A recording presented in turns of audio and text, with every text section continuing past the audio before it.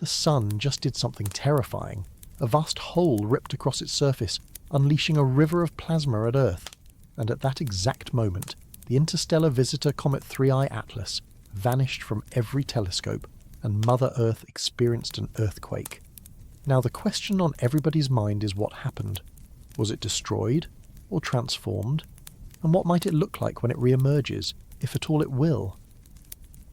As one comet slips into hiding, another bursts into the spotlight.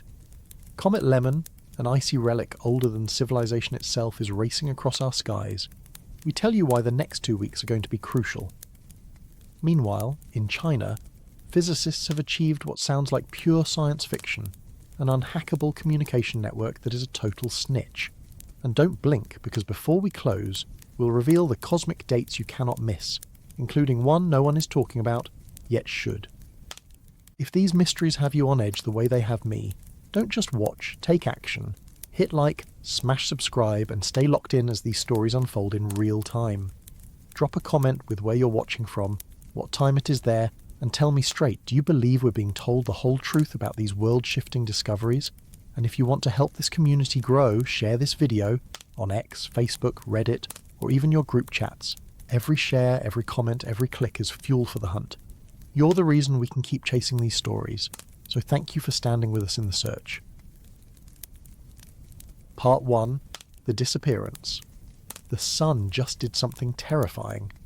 October the 2025 arrived with a cosmic alarm bell that most people never heard.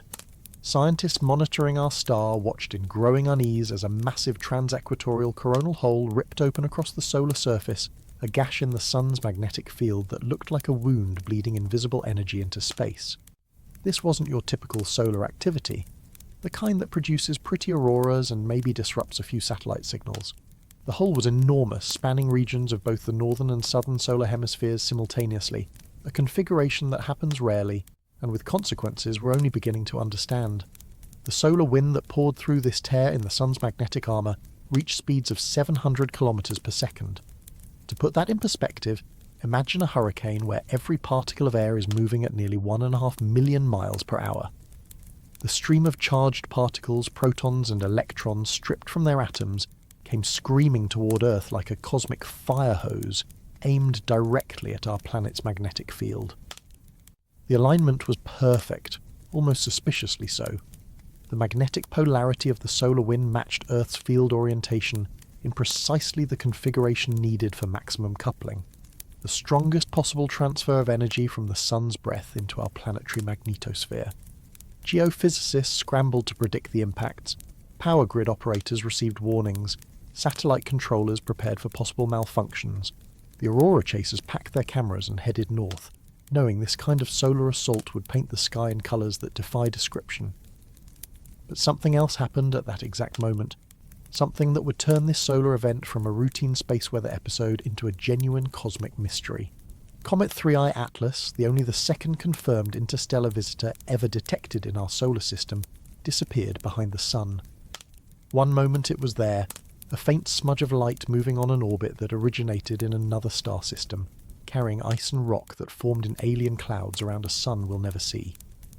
The next moment it vanished into the solar glare, swallowed by the overwhelming brightness of our star, rendered invisible to every telescope on Earth and in space.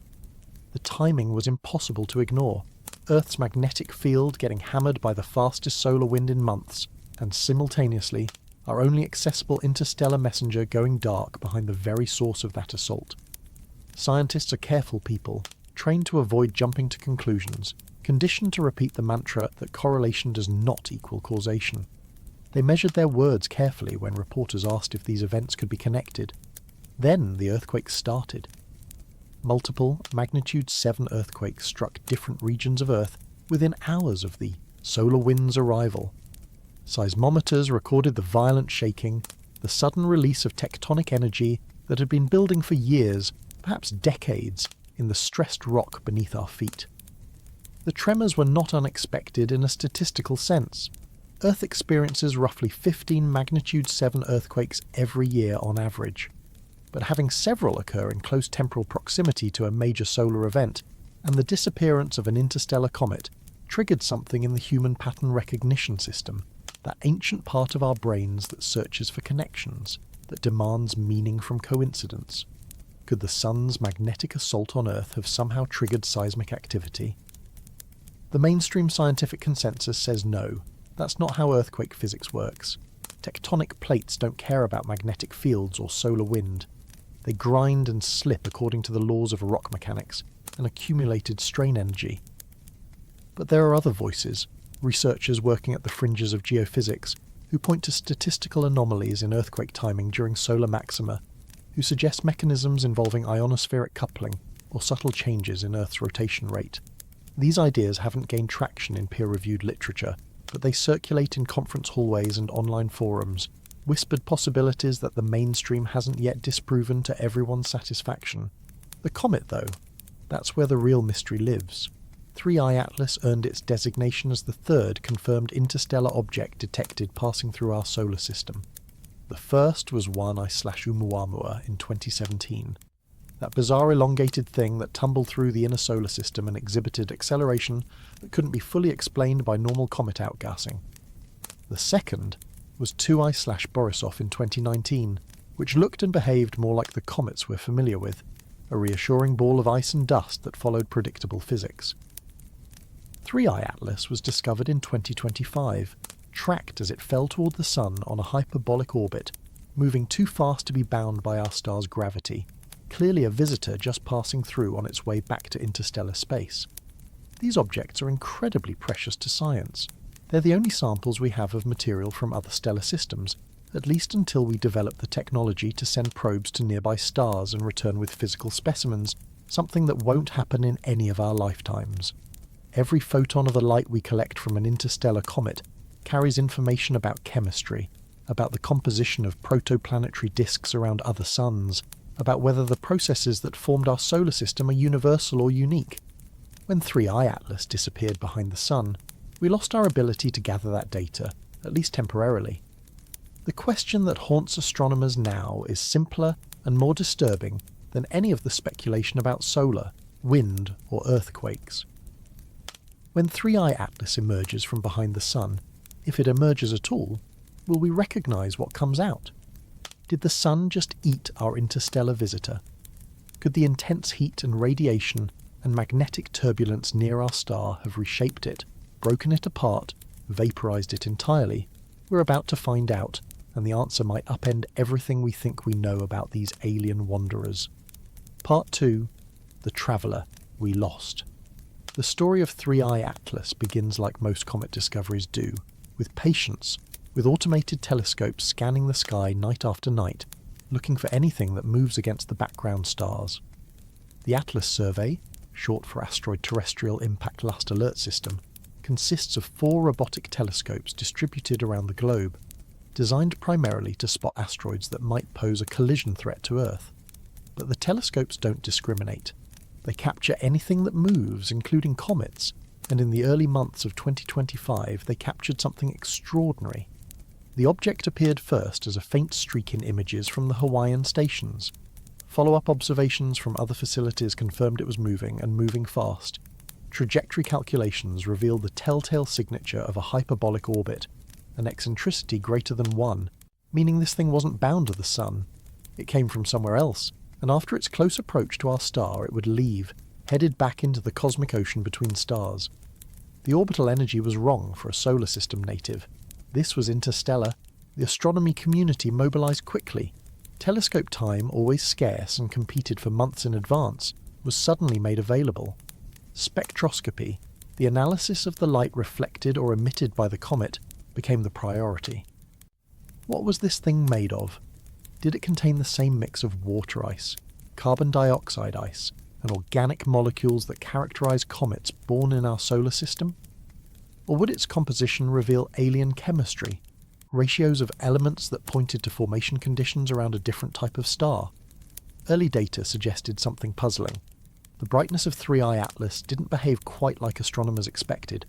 Comets typically brighten as they approach the Sun, following a predictable curve related to the increasing sublimation of ice as solar heating intensifies.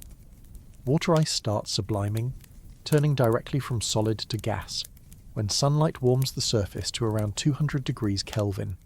Other volatiles, like carbon monoxide and carbon dioxide, sublimate at even lower temperatures, creating activity at much greater distances from the Sun. The brightness curve of 3I Atlas showed flattening periods where the comet didn't brighten as much as models predicted, followed by sudden jumps in luminosity that suggested discrete outbursts of dust or gas. The coma, the fuzzy cloud of gas and dust surrounding the nucleus, appeared unusually faint in some observations.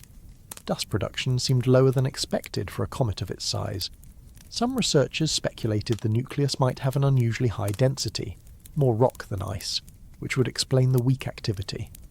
Others suggested the opposite, that the nucleus was extremely porous, almost like a rubble pile held together by weak gravity, and that this structure was causing the ice to sublimate in unpredictable bursts rather than steadily. Then there were the non-gravitational forces. Comets don't follow pure Keplerian orbits determined solely by the Sun's gravity. When ice sublimates from the nucleus, it creates jets of gas that act like tiny rocket engines, pushing the comet slightly off its predicted path. These non-gravitational accelerations are small but measurable, and they introduce uncertainty into predictions of exactly where a comet will be at any given time. For 3I Atlas, these perturbations were particularly difficult to model. The orbit calculations kept getting refined, the error bars kept shifting, and astronomers grew increasingly uncertain about precisely when and where the comet would reappear from behind the Sun. Some observations hinted at possible fragmentation before the disappearance. Comet nuclei are fragile things, weakly bound collections of ice and rock that can split apart under thermal stress or tidal forces. When a comet fragments, it often creates a train of smaller pieces following similar orbits, sometimes visible as multiple condensations in the coma. Imaging of 3I Atlas showed possible asymmetries, elongations that might indicate the nucleus was beginning to come apart. If the comet was already fragmenting before it disappeared, the question becomes even more pressing. What will emerge from the solar glare might not be a single object but a stream of debris, or perhaps nothing at all if the fragments became too small to detect. The comparison to previous interstellar visitors was inevitable. 1I/Oumuamua, that first detected interstellar object, was never confirmed to be a comet. It showed no visible coma, no dust tail, nothing that would definitively identify it as an icy body. Yet it accelerated away from the Sun in a manner that couldn't be explained by gravitational forces alone. The most likely explanation remained comet outgassing, but of a volatile more exotic than water, possibly carbon monoxide or molecular nitrogen, substances that would sublimate without producing visible dust. The alternative explanations, from light sails to alien probes, captured public imagination, but found little support among scientists who deal in evidence rather than speculation. 2I/Borisov behaved more like a familiar comet, with a proper coma and tail and brightness variations that match standard comet models reasonably well. Its spectrum revealed water vapour and carbon monoxide, chemistry similar to what we see in solar system, comets. This was reassuring in a way. It suggested that planetary formation around other stars follows similar rules, produces similar objects. But Borisov also showed signs of fragmentation near perihelion, its closest approach to the Sun. Images captured what appeared to be a small chunk, breaking away from the main nucleus, a reminder that these interstellar travellers don't always survive their passage through the inner solar system intact. Now 3I Atlas was following a similar path, diving toward the Sun, and we'd lost sight of it at the worst possible moment. The geometry of solar conjunction, when an object passes behind the Sun as seen from Earth, creates an observation gap that can last days or weeks depending on the object's trajectory and brightness. For a faint comet already showing signs of unusual behaviour, this gap becomes a black box, a period where anything could happen and we'd have no way to know. The comet could be disintegrating. It could be brightening dramatically. It could be intact and simply too close to the Sun's glare to see. We wouldn't know until it emerged, if it emerged. Models attempted to predict what would happen based on assumed nucleus sizes and compositions. If the nucleus was large and mostly rocky, thermal models suggested it would survive with minimal mass loss. If it was small and icy, the heat near perihelion could vaporize it completely, leaving nothing but a dispersing cloud of gas and dust. The uncertainty in nucleus size was enormous, ranging from a few hundred meters to several kilometers, a factor of 10 or more, and that uncertainty propagated through every prediction model, turning forecasts into guesswork. The phrase astronomers kept using was invisible interstellar traveller, somewhere behind the sun's glare, hidden from every telescope humanity has built. An object from another star system was either surviving or dying, and we could do nothing but wait and wonder what would emerge when the geometry finally allowed observation again. The wait felt like an eternity compressed into days. Part 3. When solar wind meets alien ice. The sun is not a gentle thing. We think of it as our benign, life-giving star, the warm light that makes Earth habitable. But up close, the sun is violent, chaotic, a roiling ball of plasma where temperatures reach millions of degrees, and magnetic fields twist into configurations that store energy like loaded springs. When those springs snap, the results can be catastrophic for anything nearby. The coronal hole that opened in October 2025 was one of those events that makes solar physicists nervous. Coronal holes are regions where the sun's magnetic field opens up into space rather than looping back to the surface. These open field lines act like highways for solar wind, allowing plasma to escape into the solar system at high speed. A typical solar wind speed is around 400 km per second. The wind, pouring from this particular coronal hole, was moving at 700 km per second, nearly twice as fast, carrying more momentum, more energy, more potential for disruption. When solar wind at those speeds encounters a comet, the interaction becomes complex and violent. Comets are not magnetically shielded like Earth. They don't have a magnetosphere to deflect the charged particles. Instead, the solar wind slams directly into the coma, the cloud of gas and dust surrounding the nucleus, and strange physics takes over. The gas in the coma becomes ionized by solar ultraviolet radiation, creating a population of electrically charged molecules. These ions respond to magnetic fields, and the solar wind carries frozen-in magnetic field lines that drape around the comet like a cape.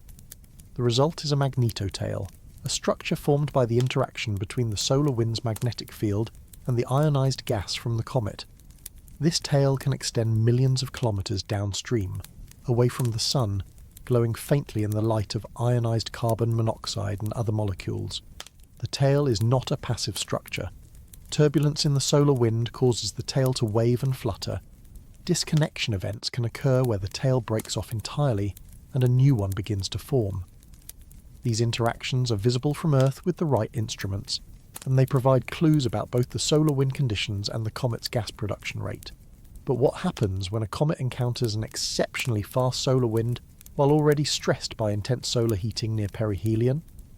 History provides some terrifying examples. Comet Eason, discovered in 2012 and predicted to become spectacularly bright, disintegrated during its close pass by the Sun in 2013. Images from solar observing spacecraft showed the comet entering the perihelion region as a bright object and emerging as nothing but a dispersing cloud of dust. The nucleus apparently broke apart completely, unable to withstand the thermal and tidal stresses. Comet Lovejoy, a sun grazer that passed within 140,000 kilometers of the solar surface in 2011, somehow survived despite predictions it would be destroyed. Images captured the comet's tail extending millions of kilometers after perihelion, fed by massive gas production from the superheated nucleus. The survival of Lovejoy was unexpected and still not fully explained. Some combination of nuclear size, composition, and structural strength allowed it to endure heating that should have vaporized it entirely. 3I Atlas was not passing as close to the Sun as those extreme sun grazers, but it was entering the region where solar influence becomes dominant, and it was doing so during a period of unusually intense solar wind. The question became whether the combination of factors, thermal stress plus radiative heating, plus solar wind pressure, plus possible prior fragmentation, would be enough to destroy it. Some researchers proposed more exotic interactions. The electric comet model, promoted by a small group of plasma physicists, suggests that comets develop electrical charges as they interact with the solar wind, and that electrical forces, not just thermal sublimation, drive comet activity. Mainstream astronomy has not embraced this model, finding that conventional physics explains observations adequately without invoking electrical effects. But proponents point to phenomena like disconnection events in comet tails and rapid brightness changes as evidence that electrical processes play a role. The hypothesis extends further into fringe territory. with suggestions that strong solar wind events could induce charge separations in a comet's coma that might, under certain circumstances, cause explosive disruptions or trajectory changes beyond what's expected from simple outgassing. The evidence for these claims is contested, the theoretical framework incomplete, but the ideas circulate because they attempt to explain observations that don't quite fit standard models.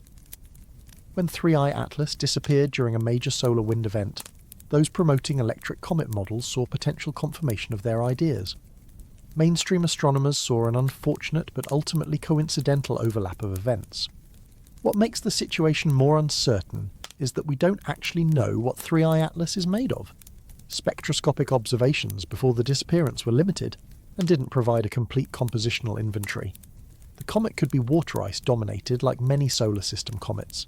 It could be carbon monoxide ice dominated, which sublimates at much lower temperatures and could drive activity at greater distances from the Sun. It could be rich in silicates and poor in volatiles, more like an asteroid than a typical comet. Each composition would respond differently to solar heating and solar wind interaction. If the nucleus is extremely porous, almost like aerogel with density barely higher than the gas in the coma itself, thermal waves would penetrate deeply, heating subsurface ice and potentially causing the entire structure to disintegrate in a cascade of sublimation. If the nucleus has an insulating dust mantle covering most of its surface, gas production would be concentrated in a few active areas, creating jets that could spin up the nucleus or torque its rotation in unpredictable ways. If the nucleus is a contact binary, two lobes held together by weak gravity, tidal forces and thermal stress could pull it apart. The Sun, in this scenario, becomes a kind of cosmic gatekeeper, a destructive force that tests every object passing through the inner solar system. Interstellar comets, having formed in different environments with possibly different structural properties than solar system comets, might be particularly vulnerable, or they might be more robust, forged in conditions that made them tougher. We won't know until we see what emerges. The comparison to Comet Shoemaker-Levy 9 is instructive. That comet was torn apart by tidal forces during a close pass by Jupiter in 1992, breaking into more than 20 fragments that later crashed into the planet in a spectacular series of impacts. The tidal disruption happened because Jupiter's gravity gradient across the comet's diameter exceeded the comet's own self-gravity, literally pulling it apart. The Sun's tidal forces are much weaker at the distance where 3I Atlas passed, but a comet already weakened by thermal stress or prior fragmentation might succumb to forces that a healthy nucleus would easily resist. Did the Sun just reveal something terrifying about interstellar visitors? The answer depends on what we see when the comet emerges from conjunction.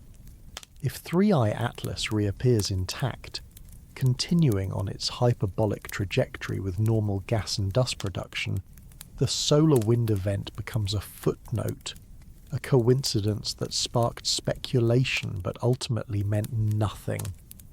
If the comet has disintegrated or vanished, we're left with haunting questions about whether interstellar objects are fundamentally more fragile than our models assume, whether there's something about their formation or structure that makes them vulnerable to solar assault in ways we didn't predict. Part 4. The vigil begins. Astronomers are marking calendars, checking ephemerides, preparing observation plans for the moment when 3I Atlas should become visible again. The timeline depends on several factors, including the comet's exact trajectory, which is uncertain due to non-gravitational forces, its brightness, which could have changed dramatically, and the observing geometry, which determines how far from the Sun the comet needs to be before telescopes can detect it against the sky background. Current predictions suggest the comet should emerge from solar conjunction in late October or early November 2025, reaching sufficient solar elongation, the angular separation from the Sun as seen from Earth, to be observable with specialized equipment.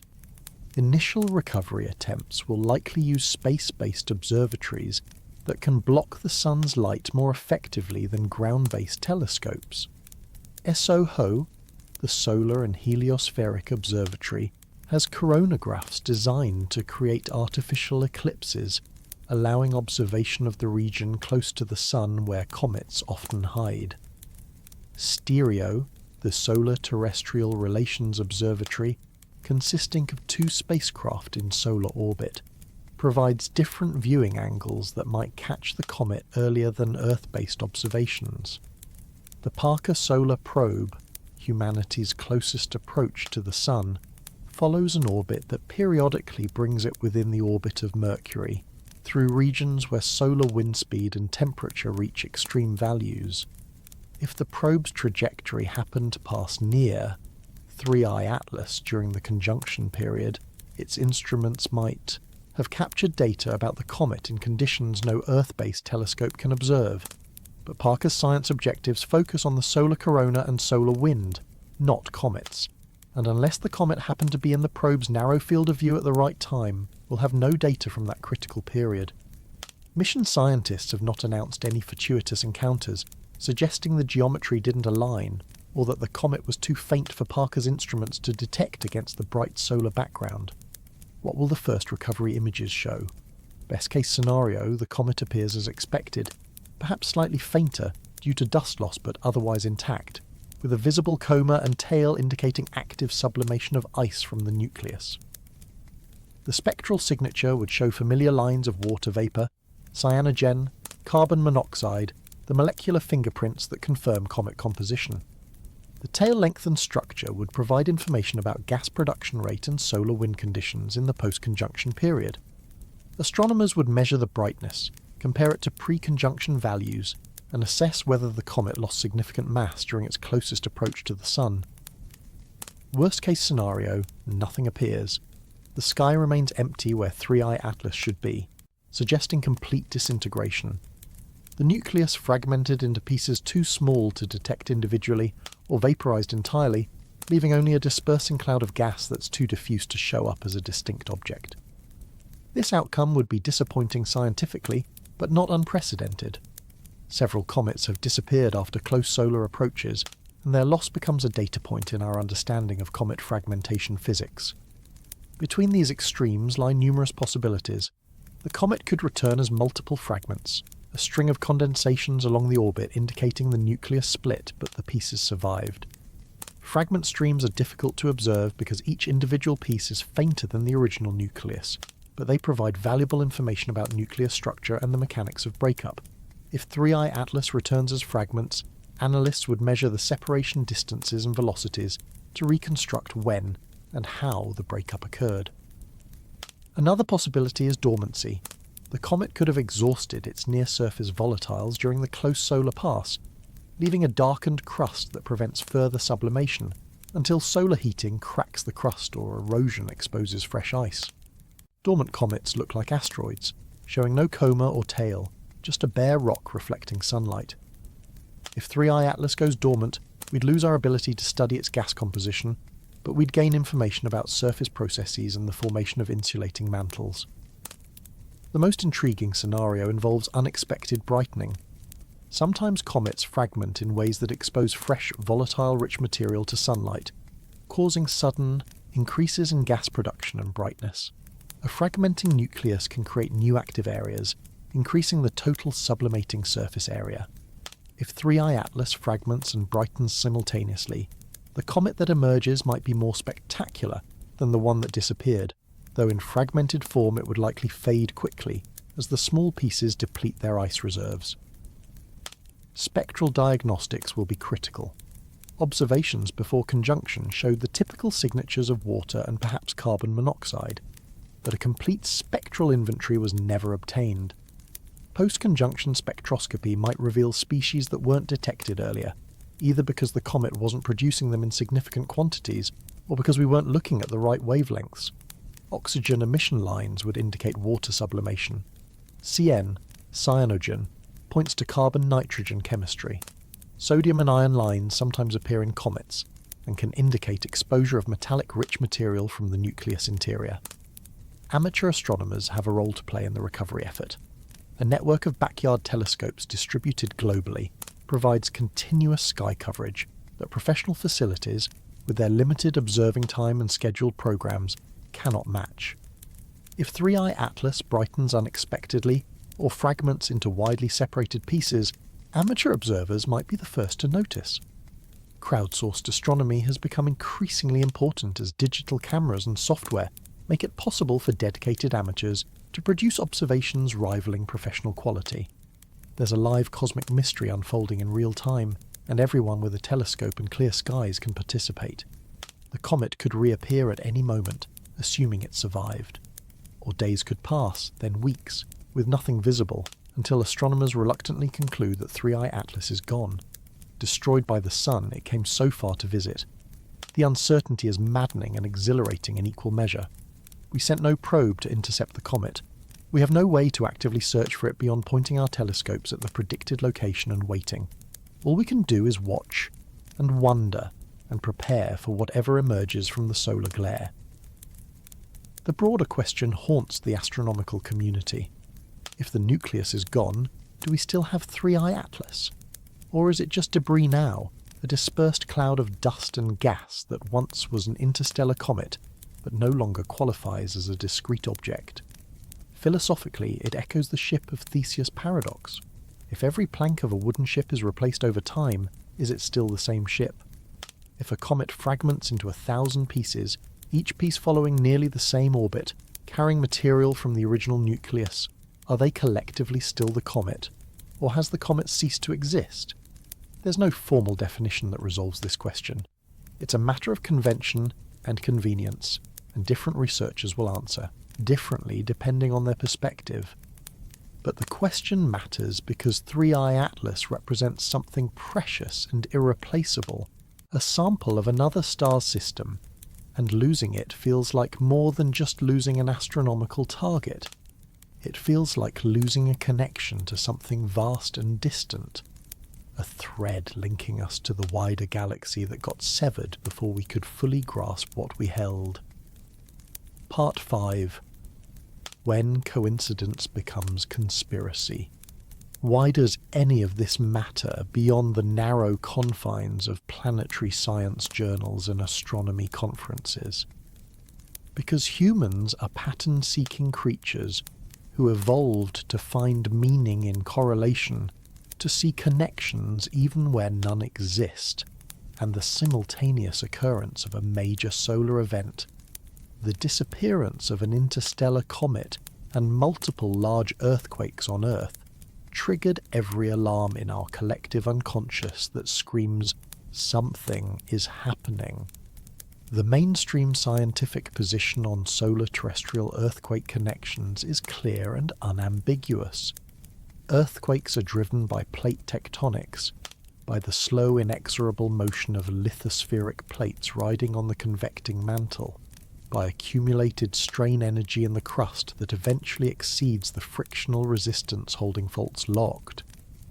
Solar activity has no plausible mechanism to trigger this release. Magnetic fields don't affect rock. Solar wind particles don't penetrate to the Earth's surface. They're stopped by the magnetosphere and atmosphere. The thermal energy delivered by solar radiation is negligible compared to Earth's internal heat. Every analysis of earthquake catalogues looking for correlations with solar cycles or individual solar events has found nothing beyond what would be expected by chance. And yet, the correlations keep appearing in datasets, tantalizing patterns that don't quite reach statistical significance but don't quite disappear either. Some researchers, working at the margins of respectability, continue to explore possible mechanisms. Could ionospheric disturbances caused by solar activity affect the electrical properties of fault zones? Could subtle changes in Earth's rotation rate or magnetic field orientation, driven by solar wind momentum transfer, modulate tectonic stress at levels too small to measure directly, but sufficient to tip a fault that's already near failure? Could there be magneto-hydrodynamic coupling between the ionosphere and conducting layers in the crust that transmits energy in ways we don't yet understand? These ideas face enormous skepticism because extraordinary claims require extraordinary evidence, and the evidence remains circumstantial at best. But the human mind doesn't operate on statistical significance thresholds. It operates on narrative, on stories that connect disparate events into coherent wholes. When the sun attacks and earthquakes strike, and a comet vanishes all in the same news cycle, the narrative writes itself even if the physics doesn't support it. The interstellar nature of 3I Atlas adds another layer of mystery and speculation. These objects come from outside our solar system, from environments we can barely imagine, formed from materials whose composition and isotopic ratios might differ from solar system norms. They're literally alien, in the most precise sense of that word. And humanity has always projected its hopes and fears onto the alien and unknown. When Oumuamua exhibited acceleration that couldn't be immediately explained by standard comet outgassing, speculation erupted about artificial origin, about alien probes conducting reconnaissance, about technologies beyond our understanding. The simplest explanation remained natural processes, but the alien probe hypothesis captured public imagination because it satisfied narrative needs that dry scientific papers about carbon monoxide sublimation could never touch. 3I Atlas disappearing during a solar storm invites similar speculation. Did the comet carry something, encode something, that made it a target? Are we witnessing a cosmic quarantine protocol? The sun destroying potential threats from interstellar space before they can penetrate the inner solar system? The scientific absurdity of these ideas doesn't diminish their psychological appeal. We want the universe to contain mysteries deeper than orbital mechanics and spectroscopy. We want hidden meanings behind celestial alignments. We want comets to be more than dirty snowballs. We want them to be messengers, carriers of information, or life or purpose. The panspermia hypothesis, the idea that life spreads through the cosmos on comets and asteroids, provides a scientific veneer for these desires.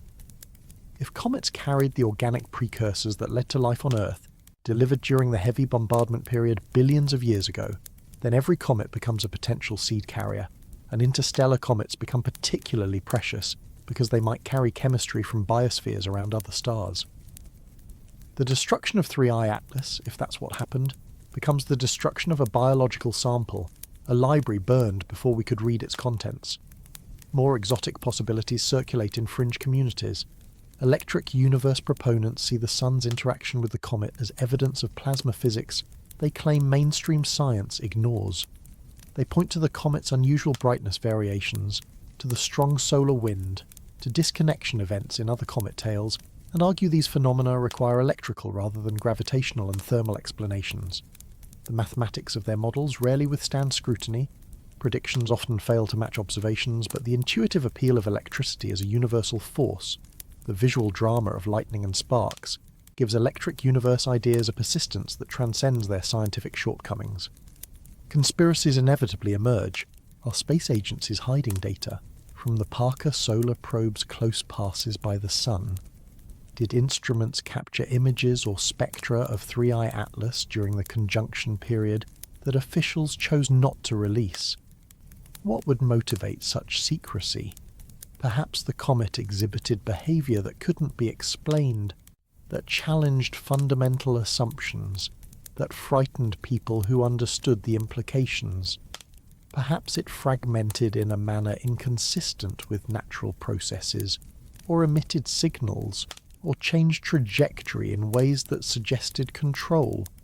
These scenarios are vanishingly unlikely, bordering on impossible, but absence of evidence becomes evidence of conspiracy in minds predisposed to distrust official narratives. The psychological function of conspiracy theories is well studied. They provide control, or the illusion of control, in the face of random and chaotic events. They replace a universe of meaningless coincidence with a universe of hidden order and purpose, even if that purpose is malevolent. Better to believe in conspiracies than to accept that earthquakes strike randomly, that comets disintegrate without reason, that we're tiny specks of consciousness on a fragile world hurtling through an indifferent cosmos. The narrative of hidden knowledge and suppressed truth is more emotionally satisfying than the narrative of patient scientific investigation, slowly converging on tentative conclusions. But here's the thing. Sometimes the universe does align in ways that defy probability. Sometimes coincidences are too perfect to dismiss, even when we can't establish causation. The October 2025 conjunction of events, solar storm and comet disappearance and earthquakes, might be exactly that. A coincidence so improbable that it demands our attention even if ultimately it means nothing. Or it might be the first hint of connections we don't yet understand. Weak couplings between geophysical systems and space weather that operate at levels below our current detection thresholds. Science progresses by investigating anomalies, not by dismissing them. The researchers exploring solar earthquake correlations are doing legitimate, if speculative, science. They'll probably find nothing, but the search itself is worthwhile. When 3I Atlas emerges from behind the Sun, if it emerges, we may not recognize it. The comet that went in might not be the comet that comes out. And when astronomers publish their analyses of what they observe, when they present explanations grounded in physics and chemistry and orbital mechanics, some people will accept those explanations and move on. Others will continue searching for hidden meanings, for connections between the comet and the earthquakes, and the solar storm that transcend material causation. Both responses are human. Both reflect deep needs to make sense of our place in a cosmos that offers more questions than answers. The Sun did something terrifying, and a comet vanished, and the Earth shook, and whatever truth underlies, those events were left with wonder and unease in equal measure. Part 6. The Comet We Can See. While 3I Atlas plays hide-and-seek behind the Sun, another comet is putting on a show you can actually watch, assuming you know where to look and you're willing to wake up before dawn or stay up late after sunset. Comet C/2025A6, discovered by the Mount Lemmon Observatory in Arizona, and thus carrying the designation Lemmon, is approaching its own close encounter with the Sun, and reaching brightness levels that put it within range of binoculars or small telescopes, possibly even naked eye visibility for observers under dark skies away from light pollution. The next 2 weeks represent the optimal viewing window. Lemmon's perihelion, its closest approach to the Sun, is scheduled for mid-November 2025, but the geometry of its orbit brings it to maximum visibility from Earth, slightly before perihelion when it's still far enough from the Sun's glare to observe comfortably. The comet is currently visible in the pre-dawn eastern sky, rising a few hours before the Sun, glowing with the soft fuzzy light characteristic of an active comet with a well-developed coma and possibly a short tail. Current magnitude forecasts place Lemmon between magnitude 4 and magnitude 5, right at the threshold of naked eye visibility. The human eye can typically see objects down to magnitude 6 under good conditions, and magnitude 4 should be easily visible away from city lights, though pinpointing it without binoculars requires knowing exactly where to look. The comet is currently passing through the constellation Cancer, moving eastward against the background stars, and finder charts available online show its path relative to easily recognizable star patterns. Observing comets requires patience and dark skies.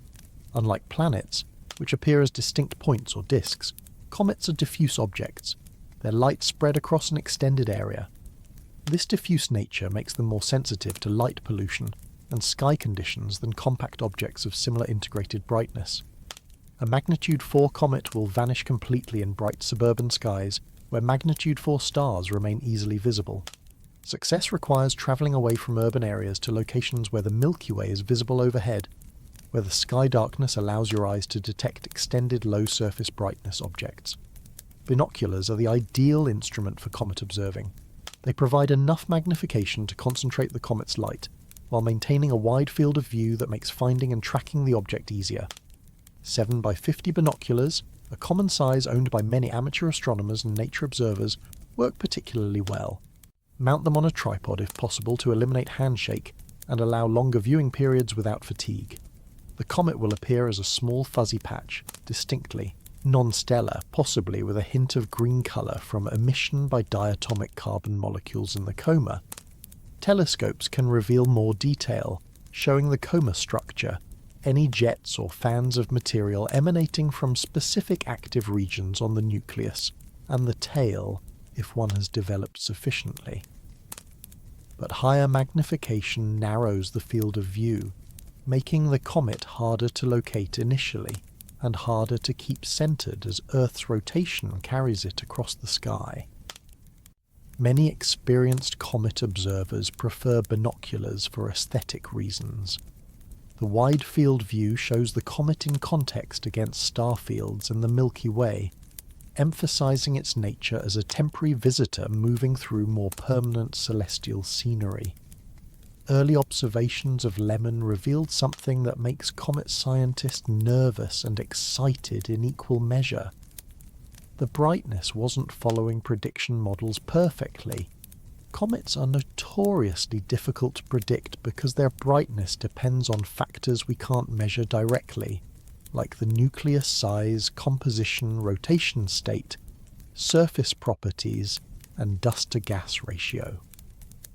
Models make assumptions about these parameters based on statistics from other comets, but individual comets often deviate from average behavior. Lemmon showed periods where it brightened faster than expected, followed by plateaus where the brightness remained nearly constant despite decreasing distance to the Sun. These deviations could indicate several phenomena. Outburst activity, where a sudden exposure of fresh volatile material creates a temporary increase in gas and dust production, can cause rapid brightening. Rotation of the nucleus bringing different hemispheres into sunlight, if one hemisphere is more active than the other, creates periodic brightness variations. Or, more ominously, the deviations could signal the early stages of fragmentation, where the nucleus begins to break apart under thermal or tidal stress. Fragmentation is the hidden danger that haunts every comet prediction.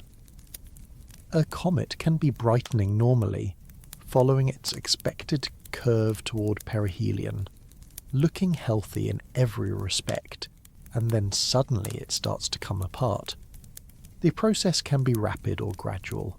Sometimes a large chunk splits off and forms a separate condensation visible near the main nucleus. Sometimes the entire nucleus disintegrates into a cloud of small fragments that individually are too faint to see, but collectively can create a dramatic increase in total brightness, as their combined surface area drives enhanced sublimation. The physics of fragmentation involves mechanical strength, thermal stress, and spin state.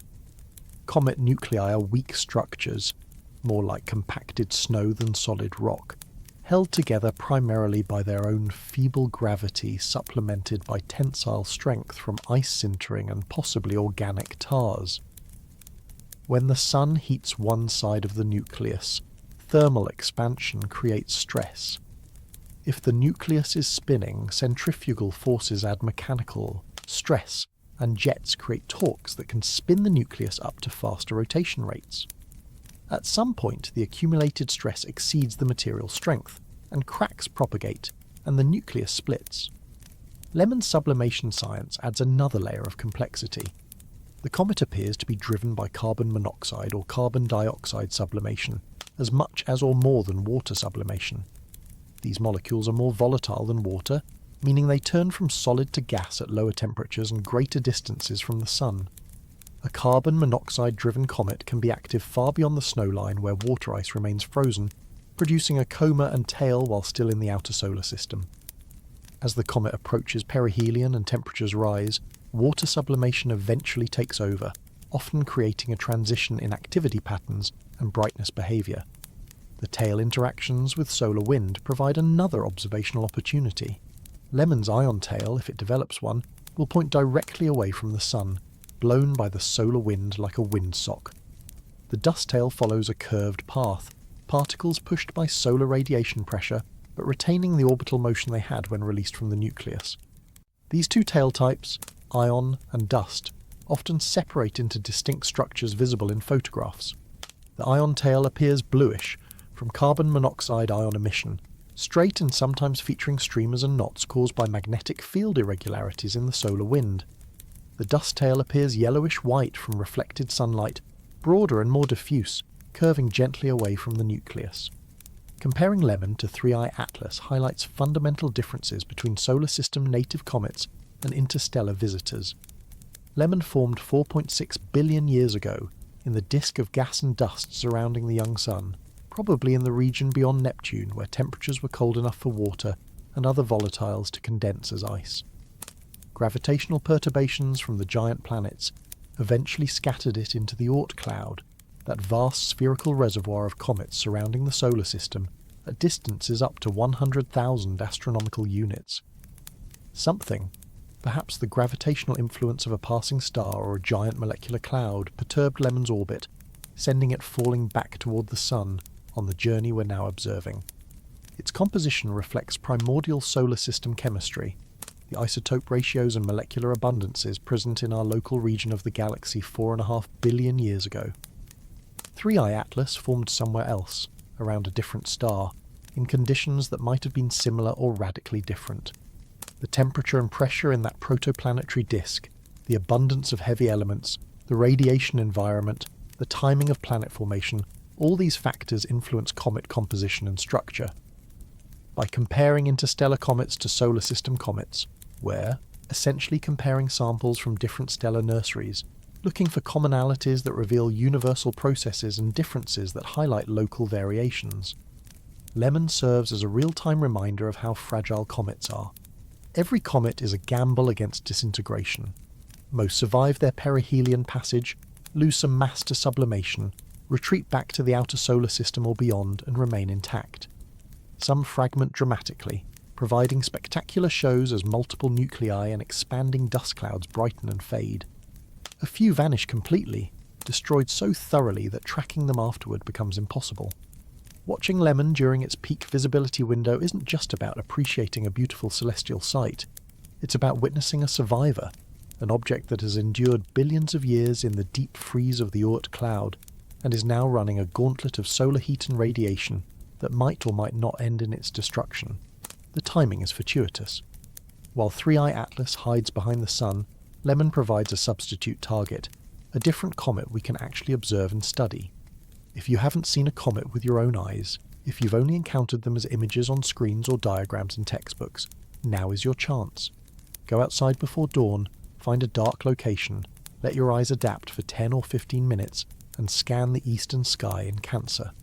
That fuzzy patch of light, if you find it, contains ice that formed before Earth existed, organic molecules that predate life, silicate dust older than our planet.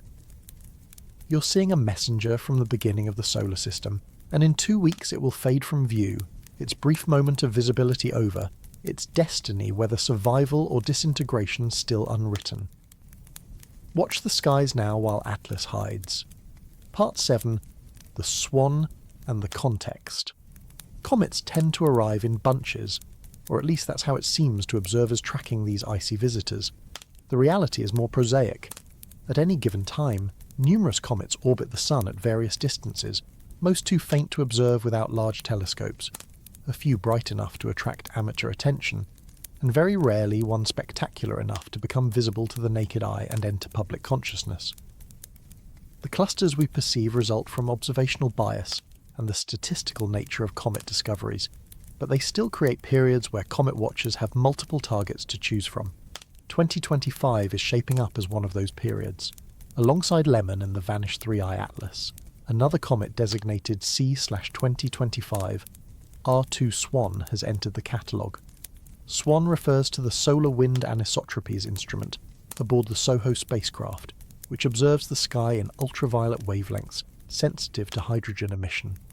Comets produce enormous hydrogen clouds, neutral hydrogen atoms created when water molecules break apart under solar ultraviolet. Radiation. These clouds are invisible to optical telescopes but glow brightly in specific UV wavelengths, and SWAN can detect them at vast distances, sometimes spotting comets months before they become visible to ground-based observers. C/2025 R2 SWAN was discovered through its hydrogen corona, that immense invisible cloud surrounding the visible coma. Follow-up optical observations confirmed the discovery and allowed trajectory calculations. The comet is following an elongated elliptical orbit that will bring it to perihelion in early 2026, well after Lemmon's close approach, but soon enough to maintain interest among comet observers preparing their equipment and observation plans.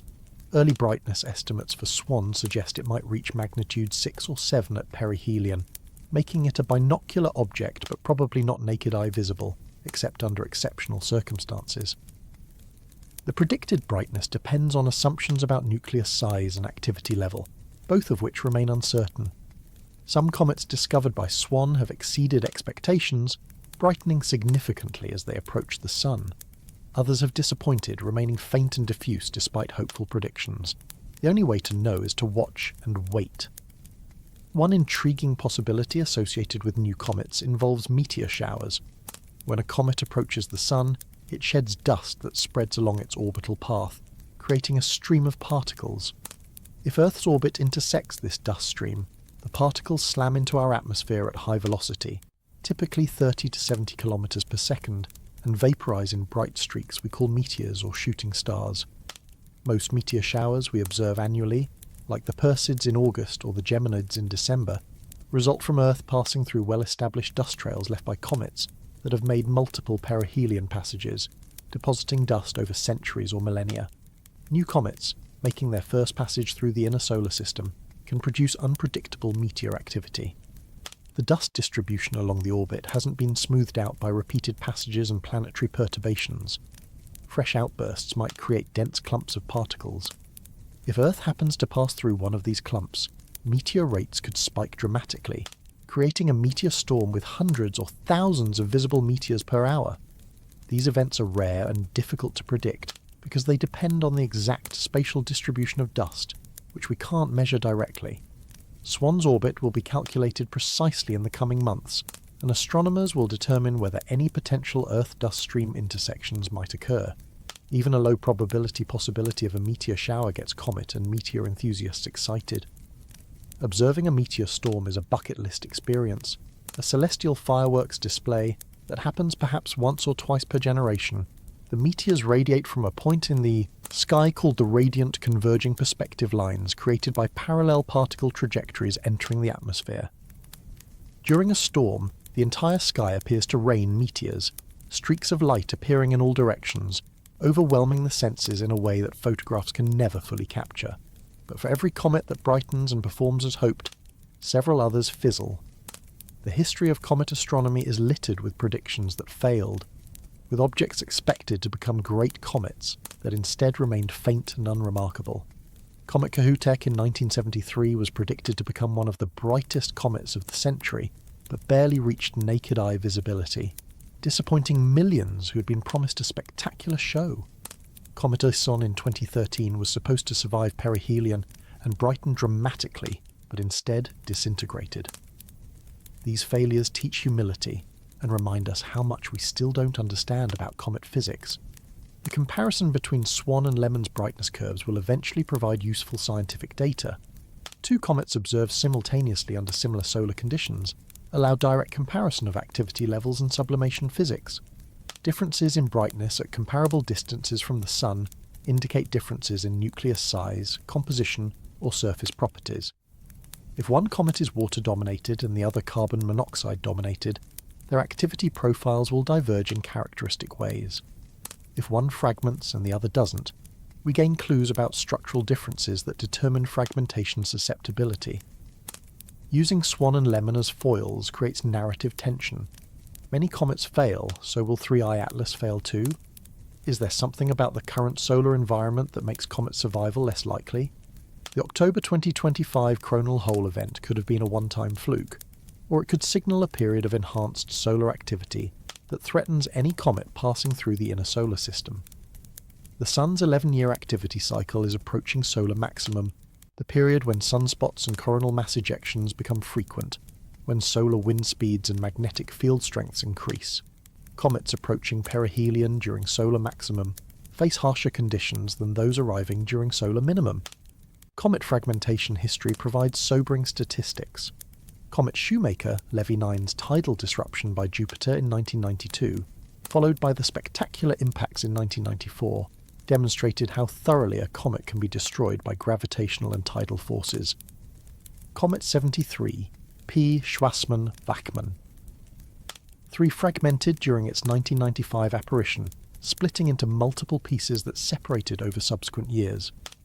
By its 2011 return, the comet had broken into more than 60 identified fragments. A debris field spread along several thousand kilometres of orbit. Some fragments remained active, producing small comae. Others appeared dormant, their volatiles depleted or sealed beneath inactive crusts. These fragmentation events matter for predicting space hazards. A single large comet nucleus poses minimal risk to Earth because the probability of the few kilometre-wide nucleus hitting our planet is vanishingly small. But a fragmenting comet creates dozens or hundreds of pieces, each capable of atmospheric entry, and while the individual pieces are smaller and less destructive than the original nucleus, the probability that one of them intersects Earth's path increases. Most comet fragments burn up harmlessly in the atmosphere, or miss Earth entirely, but the risk calculation changes when you're dealing with distributed debris rather than a single object. Foreshadowing the 2060 comet event, predicted to be the brightest comet apparition of the century, puts current observations in perspective. Comets are the solar system's chaotic clock, appearing unpredictably, brightening erratically, fragmenting without warning. They mark time in human consciousness differently than the regular motions of planets and stars. A generation remembers Halley's Comet in 1986, a disappointing view for most but culturally significant. The generation before remembers Comet Hale-Bopp in 1997, visible to the naked eye for months, bright enough to see from city centres. The current generation may remember Lemmon or Swan or 3-Eye Atlas, assuming any of them survive and brighten sufficiently. Are we in a cluster period of unusual comet appearances? Statistical analysis of comet discovery rates over decades shows fluctuations that might represent real clustering, or might simply reflect improvements in detection technology. More telescopes scanning more sky at greater sensitivities naturally find more comets. The Atlas survey that discovered 3-Eye Atlas exists specifically to find near-Earth objects, and finds comets as a bonus. The Catalina Sky Survey, Mount Lemmon Observatory, Pan-STARRS in Hawaii, all these automated systems constantly watch for anything that moves, and comets move, so they get found. But there's a tantalizing hint in the data that the Oort cloud, that distant reservoir of comets, might experience perturbations that send showers of comets falling toward the inner solar system. Passing stars, gravitational interactions with giant molecular clouds in the galaxy, even the vertical oscillation of the solar system through the galactic plane as it orbits the Milky Way center, all these could shake comets loose. If real, these comet showers would occur on timescales of millions of years, far too long for human observation to detect directly. But buried in the geological record, evidence of impact clustering might reveal these ancient storms of comets that battered the inner solar system during the dinosaurs' reign, or even earlier in Earth's history. Comets function as the solar system's chaotic clock precisely because they don't follow regular predictable paths like planets. Most planets orbit in nearly circular paths, their positions calculable centuries in advance with high precision. Comets arrive from the outer darkness on highly elliptical orbits, their return times, if they return at all, spanning decades, centuries or millennia. Some are new visitors, first-time fallers from the Oort cloud, others are short-period comets trapped by Jupiter's gravity into orbits that bring them back every few years. They remind us that the solar system is not a clockwork mechanism of perfect orbits, but a dynamic, chaotic environment where gravitational interactions constantly shuffle trajectories and new players enter the stage without announcement. Part 8. The Unbreakable Signal. While astronomers scan the skies for comets and track solar wind, another kind of cosmic race unfolds in laboratories and ground stations here on Earth. In 2025, China announced completion of the world's longest quantum communication link, a 12,900-kilometre network connecting Beijing to distant ground stations through satellite relays, and claimed the system provides effectively unhackable data transmission. The announcement represents a milestone in the quantum information revolution, and if the system works as advertised, it changes the landscape of global communications and cybersecurity in ways that extend far beyond immediate military or commercial applications. Quantum key distribution, the underlying technology, exploits fundamental properties of quantum mechanics to detect eavesdropping. The basic principle is elegant and strange in equal measure. Information gets encoded in the quantum states of photons, single particles of light transmitted through optical fibers or through space between satellites and ground stations. The quantum no-cloning theorem guarantees that these states cannot be copied perfectly. Any attempt to measure or intercept the photons necessarily disturbs them in detectable ways. This means two parties sharing a quantum communication channel can generate encryption keys and know with certainty whether anyone tried to intercept those keys during transmission. The process begins with entangled photons, pairs of particles created simultaneously, and sharing a quantum connection such that measuring properties of one photon instantly affects the other, regardless of the distance separating them. This phenomenon, which Einstein famously called spooky action at a distance, has been verified in countless experiments and forms the basis for several proposed quantum technologies, including quantum computing and quantum teleportation. For quantum key distribution, entangled photons allow two parties to establish shared random numbers that can be used as encryption keys. Hardware implementation requires extraordinary precision. Photons must be generated, entangled, transmitted, and detected with minimal loss and maximal fidelity. Optical systems must align satellite transceivers with ground stations across hundreds or thousands of kilometers while compensating for atmospheric turbulence, satellite motion, and Earth's rotation. Single photon detectors must register individual particles arriving at rates of thousands or millions per second, distinguishing real signals from background noise and detector dark counts. Error correction protocols must account for inevitable imperfections while still guaranteeing security. China's system uses the Messier satellite, launched in 2016 and named after an ancient Chinese philosopher. The satellite orbits at roughly 500 kilometers altitude, passing over ground stations in a sun-synchronous orbit that provides regular communication windows. During each pass, lasting several minutes, the satellite distributes entangled photons to pairs of ground stations, allowing them to establish shared encryption keys. These keys then secure conventional data transmission using standard encryption algorithms, with the quantum channel guaranteeing that the keys themselves weren't compromised. The recent expansion to 12,900 kilometers represents a significant engineering achievement. Earlier demonstrations covered shorter distances or relied on trusted relay stations that theoretically could be compromised. The new system chains quantum links across multiple satellite passes and ground stations, creating end-to-end security across continental scales. According to Chinese researchers, the network already serves government and financial institutions, protecting communications against both current and future decryption threats. That last point matters crucially. Current encryption systems, the ones protecting everything from bank transactions to classified government communications, rely on mathematical problems that are computationally difficult to solve with classical computers. Factoring large numbers, computing discrete logarithms, these tasks require so much computational time that breaking encryption becomes impractical even with the fastest supercomputers available. But quantum computers, if built at sufficient scale, could solve these problems efficiently, rendering current encryption obsolete. Data encrypted today and captured by adversaries could be decrypted years or decades in the future, once quantum computers mature. Quantum key distribution offers protection against this harvest now. Decrypt later threat because the security doesn't rely on computational difficulty, but on fundamental physics. Western nations, particularly the United States and European countries, view China's progress in quantum communications with concern. The MIT Technology Review Quantum Index in 2025 ranks China ahead in several quantum technology metrics, including quantum communications and quantum sensing. American research programs are working to catch up with the Department of Energy funding quantum network testbeds and DARPA exploring space-based quantum communication architectures. But China's early lead and substantial government investment have created a quantum gap that worries defense planners and technology strategists. The policy implications extend beyond simple technological competition. If quantum communication networks become the backbone of future secure communications, nations without access to the technology face potential information disadvantage.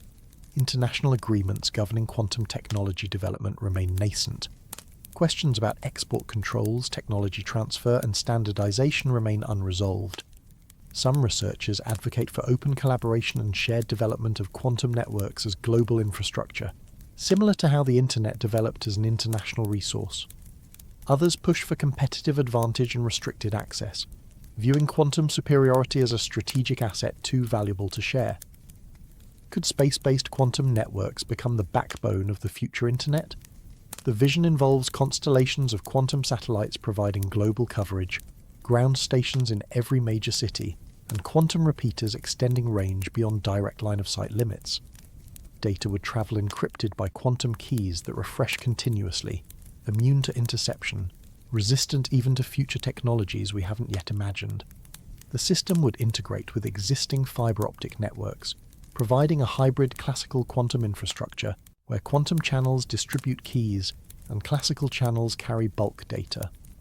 Conspiracies naturally emerge around technologies this advanced and this secret. Quantum key distribution systems require extensive testing and calibration. Processes that generate data about photon transmission statistics, detector efficiency, and error rates. Most of this data remains classified or proprietary. Chinese publications describe the system's capabilities in general terms, but omit engineering details that would allow independent verification or replication. Western intelligence agencies undoubtedly monitor the program closely, using signals intelligence and other means to assess its actual capabilities versus public claims. This opacity feeds speculation about whether the system works as advertised, or whether vulnerabilities exist that aren't being disclosed. Some worry about state surveillance potentials. The government controlling a nationwide quantum communication network has unprecedented ability to monitor who communicates with whom, even if the content remains encrypted. Metadata, the information about communication patterns rather than communication content, often reveals as much as the messages themselves. Traffic analysis can identify social networks, track movements, predict behavior. A quantum network that logs every connection, every photon transmission, every key generation event, creates a surveillance infrastructure of staggering scope. The tie-in to the 3i Atlas narrative rests on an interesting parallel. Just as comets carry messages from other star systems, encoded not in language but in chemistry and isotope ratios, humans now build systems to carry unbreakable encoded messages across our own planet. Both represent information that survives hostile environments, comet chemistry surviving interstellar space and solar heat, quantum keys surviving active adversaries trying to intercept them. Both push the boundaries of what's possible. Comets as natural information carriers shaped by billions of years of physics, quantum networks as artificial information carriers shaped by decades of engineering. Unknowns remain numerous. Current quantum key distribution rates, typically measured in kilobits per second, lag far behind classical communication speeds, measured in gigabits or terabits per second. Scaling quantum networks to handle internet-level traffic requires either dramatic improvements in photon transmission and detection efficiency, or fundamentally new approaches to quantum networking. Decoherence, the loss of quantum properties due to environmental interactions, places fundamental limits on how long quantum states can be maintained and how far they can be transmitted. Satellites help extend range by operating in the vacuum of space above most of the atmosphere. But atmospheric turbulence at ground stations still degrades performance. Endpoint security presents another challenge. Quantum key distribution guarantees secure key transmission, but the keys must ultimately be used by classical computers to encrypt and decrypt data. If those computers are compromised through malware, physical access, or side-channel attacks that monitor electromagnetic emissions or power consumption, the unbreakable quantum keys become irrelevant. Security is only as strong as the weakest link, and in any real system, weak links proliferate. The quantum space race narrative captures something true about human nature and technological development. We compete even in understanding and harnessing the fundamental laws of physics. Quantum mechanics, arguably the most successful physical theory ever developed in terms of predictive accuracy and technological impact, becomes a weapon in geopolitical competition. The same quantum principles that explain atomic structure and chemical bonds now secure communications and promise revolutionary computing power. Nations invest billions in quantum research, not out of pure scientific curiosity, but because quantum technology might determine military balance and economic leadership in the coming decades.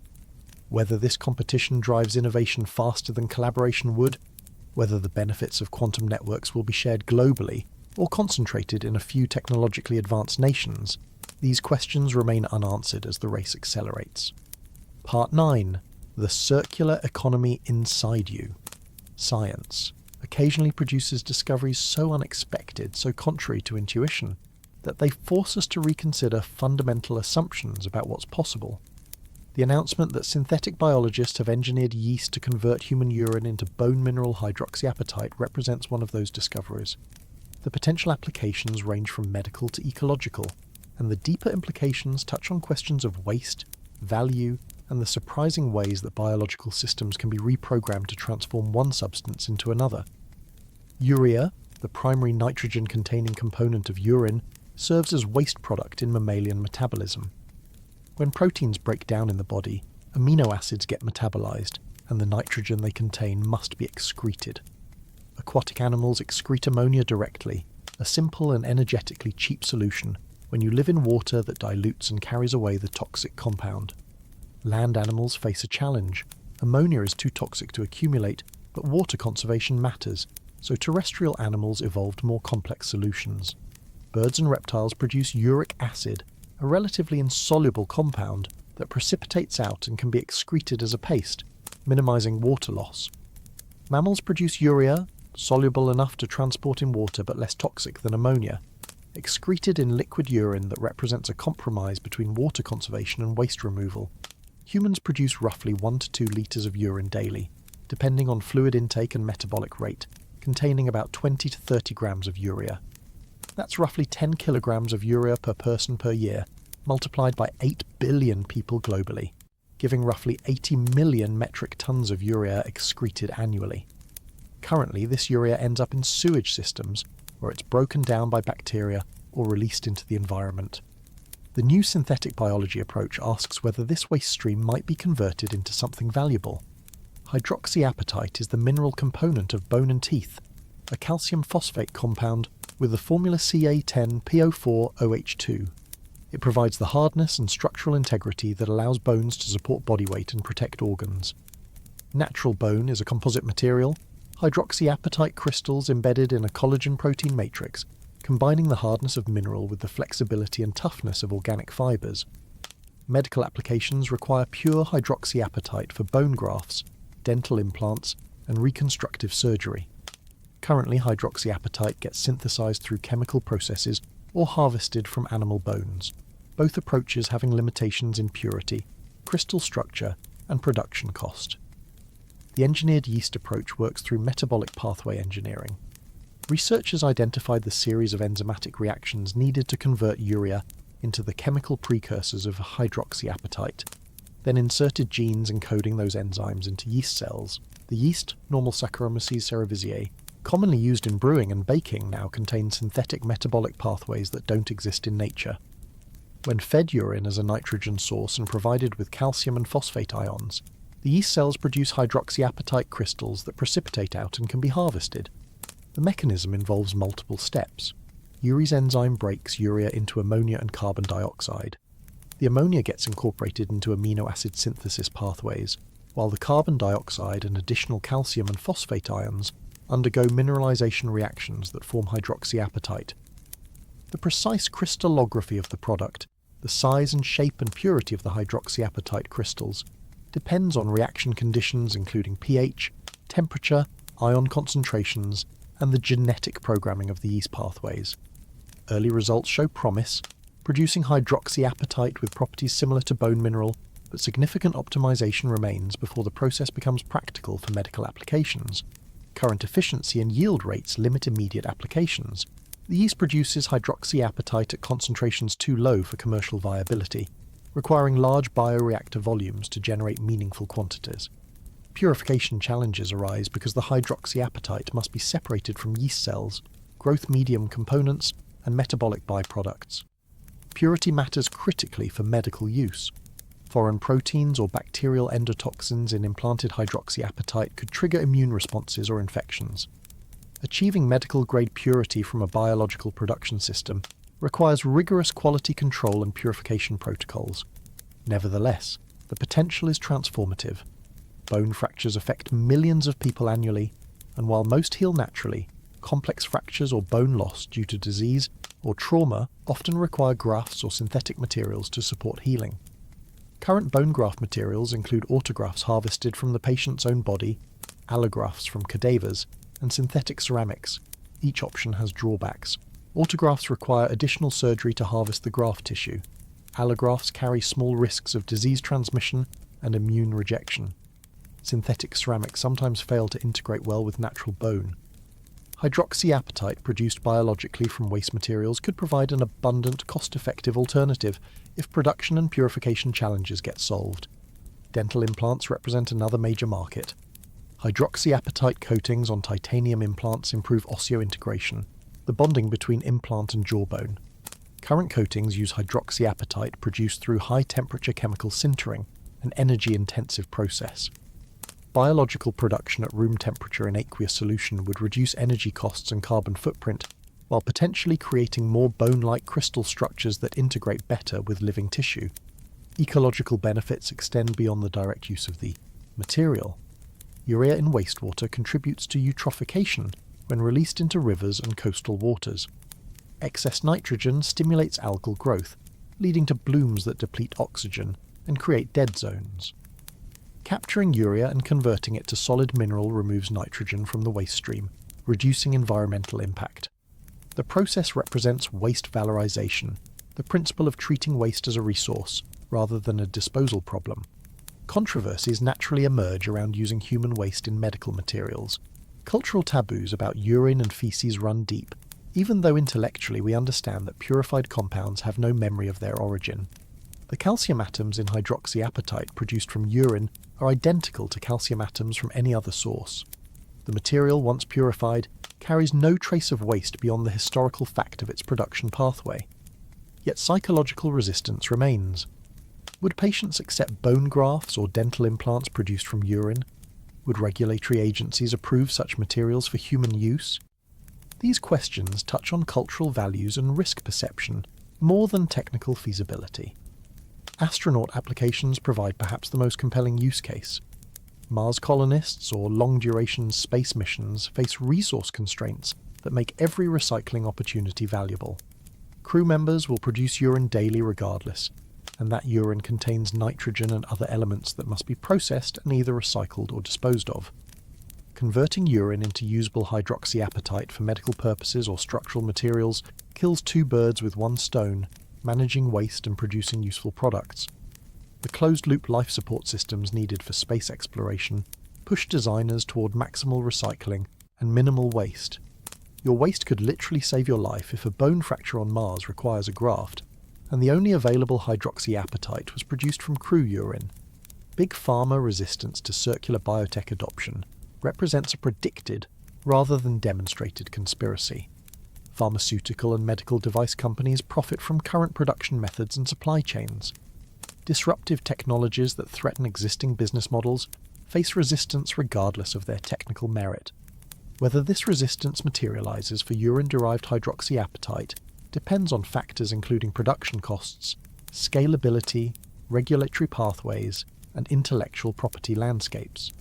If the technology can be patented and controlled by established players, adoption becomes more likely. If it threatens to commoditize a high-margin product, resistance becomes more likely. The deeper takeaway transcends any specific application. Nature wastes nothing. Nutrients cycle through ecosystems, one organism's waste becomes another's food, energy flows and elements circulate. Humans evolved in cultures where waste disposal was simpler, because population densities were low and natural processes degraded and recycled most waste products. Industrialization and urbanization broke these cycles, creating waste streams that overwhelm natural recycling capacity. Synthetic biology offers tools to rebuild those cycles artificially, engineering organisms to fill ecological niches that don't exist naturally but that serve human needs. Converting urine to bone mineral is just one example. The same principles apply to converting carbon dioxide to fuel, plastic waste to biodegradable polymers, agricultural runoff to valuable chemicals. We're learning to close loops that our technological development opened, catching up to the circular economy that nature perfected over billions of years. Part 10. The yawn that crosses species. Animal behaviour provides endless fascination because it reflects cognitive and emotional states we recognise from our own experience, yet manifests in creatures whose minds remain alien to us. Contagious yawning, the phenomenon where witnessing someone yawn triggers the irresistible urge to yawn yourself, seemed until recently to be limited to humans and a few other highly social mammals like chimpanzees and dogs. The publication of a study demonstrating contagious yawning in zebrafish challenges that assumption and raises puzzling questions about the evolutionary origins and neural mechanisms underlying this behaviour. Zebrafish, small freshwater fish native to South Asian rivers and popular in both scientific research and home aquariums, have become model organisms for studying vertebrate development and behaviour. Their embryos are transparent, allowing researchers to watch organs form in real time under microscopes. Their genetics are well characterised, with tools available for manipulating genes and observing the results. They're small, cheap to maintain, and produce hundreds of offspring, making them ideal for large-scale experiments. But nobody expected them to yawn contagiously. The experimental setup involved placing zebrafish in adjacent tanks, where they could see each other through transparent walls. Researchers induced yawning in one fish through oxygen deprivation, a known trigger for yawning in many species. Cameras recorded the behaviour of both the yawning fish and the observers. Analysis revealed that observer fish yawned significantly more frequently after witnessing a neighbouring fish yawn, with timing correlations suggesting genuine contagion rather than coincidental yawning triggered by shared environmental conditions. Why is this shocking? Contagious yawning was thought to require mirror neurons or similar neural circuits that allow an animal to mentally simulate the actions and states of others. These circuits, concentrated in primate brains and suspected in certain social mammals, provide the neural basis for empathy, imitation learning, and theory of mind. Fish brains lack the cortical structures where mammalian mirror neurons reside. Their neural organisation is fundamentally different, simpler in some respects, though certainly not simple overall. The presence of contagious yawning in zebrafish suggests either that the behaviour doesn't require the sophisticated neural machinery we assumed, or that convergent evolution produced similar circuits in fish through entirely different anatomical pathways. Neural circuits underlying yawning in any species remain incompletely understood. The act itself involves coordinated contraction of muscles in the jaw, face, throat, and respiratory system, producing the characteristic gaping mouth and deep inhalation followed by slower exhalation. The behaviour appears involuntary once triggered, resistant to conscious suppression despite social contexts where yawning might be inappropriate. Multiple triggers exist, including fatigue, boredom, low oxygen, and the sight of others yawning. The diverse triggers suggest multiple neural pathways converging on a common motor output. In humans, contagious yawning increases during childhood development, peaks in young adulthood, and shows correlation with empathy measures. People scoring high on empathy questionnaires yawn more readily when watching others yawn. Individuals with autism spectrum disorders, who often struggle with social cognition and empathy, show reduced contagious yawning. These correlations support the hypothesis that contagious yawning relies on neural systems involved in social cognition and emotional resonance. Finding the same behaviour in zebrafish, creatures we don't typically credit with empathy or sophisticated social cognition, challenges this neat story. The evolutionary mystery deepens when considering the taxonomic distribution. Contagious yawning appears in humans, chimpanzees, bonobos, dogs, and now zebrafish. It's absent or hasn't been demonstrated in many species tested, including cats, horses, and most birds. The scattered distribution across the animal kingdom suggests either multiple independent origins of the behaviour or an ancient origin with subsequent loss in many lineages. Neither explanation is entirely satisfying. Convergent evolution of something as specific as contagious yawning in mammals and fish seems unlikely unless the behaviour serves an important function we're missing. Ancient origin requires explaining why so many species lost it. Hypotheses about function vary widely. One proposal suggests contagious yawning serves group coordination, synchronizing states of arousal or attention across social groups. If one individual detects a change in environmental conditions that triggers yawning, perhaps signaling a transition from alertness to rest, spreading that signal through the group helps coordinate collective behavior. Fish schools certainly require coordination. They move as units, turning simultaneously, maintaining precise spacing, responding to threats with synchronized evasive maneuvers. Could contagious yawning be part of the behavioral toolkit that enables this coordination? Another hypothesis focuses on stress relief and social bonding. Yawning might serve to regulate stress hormones or reset neural states under social stress conditions. Seeing others yawn and yawning in response could create a feedback loop that helps groups collectively manage tension. Zebrafish are social animals that school in nature, and social dynamics involve dominance hierarchies, mate competition, and predator vigilance. Perhaps contagious yawning plays a role in maintaining group cohesion under stress. The controversy centres on whether the behaviour observed in zebrafish genuinely qualifies as yawning, rather than some other jaw movement or gill action being misclassified. Fish don't breathe air under normal circumstances, so the respiratory component of mammalian yawning has no direct analogue. The gaping mouth movement observed in zebrafish could serve different physiological functions related to gill ventilation or feeding. Critics argue that without clear evidence, the fish behaviour shares the same neural triggers and physiological consequences as mammalian yawning. Calling it contagious yawning anthropomorphizes a superficially similar but functionally distinct behaviour. Proponents counter that the behaviour shares key features with mammalian yawning, including involuntary nature, stereotyped motor pattern, triggering by hypoxia, and now demonstrated social contagion. The neural pathways may differ between fish and mammals, separated by hundreds of millions of years of evolution, but if the behaviour serves similar functions and responds to similar triggers, the term yawning applies legitimately. Biology is full of convergent evolution, where different structures serve similar functions. Bird wings and bat wings are anatomically distinct, but functionally equivalent. Perhaps fish yawning and mammalian yawning represent convergent solutions to similar behavioural or physiological challenges. Speculation extends into deeper biological territory. Could yawn contagion represent a universal signal, an ancient communication channel that predates more sophisticated social cognition?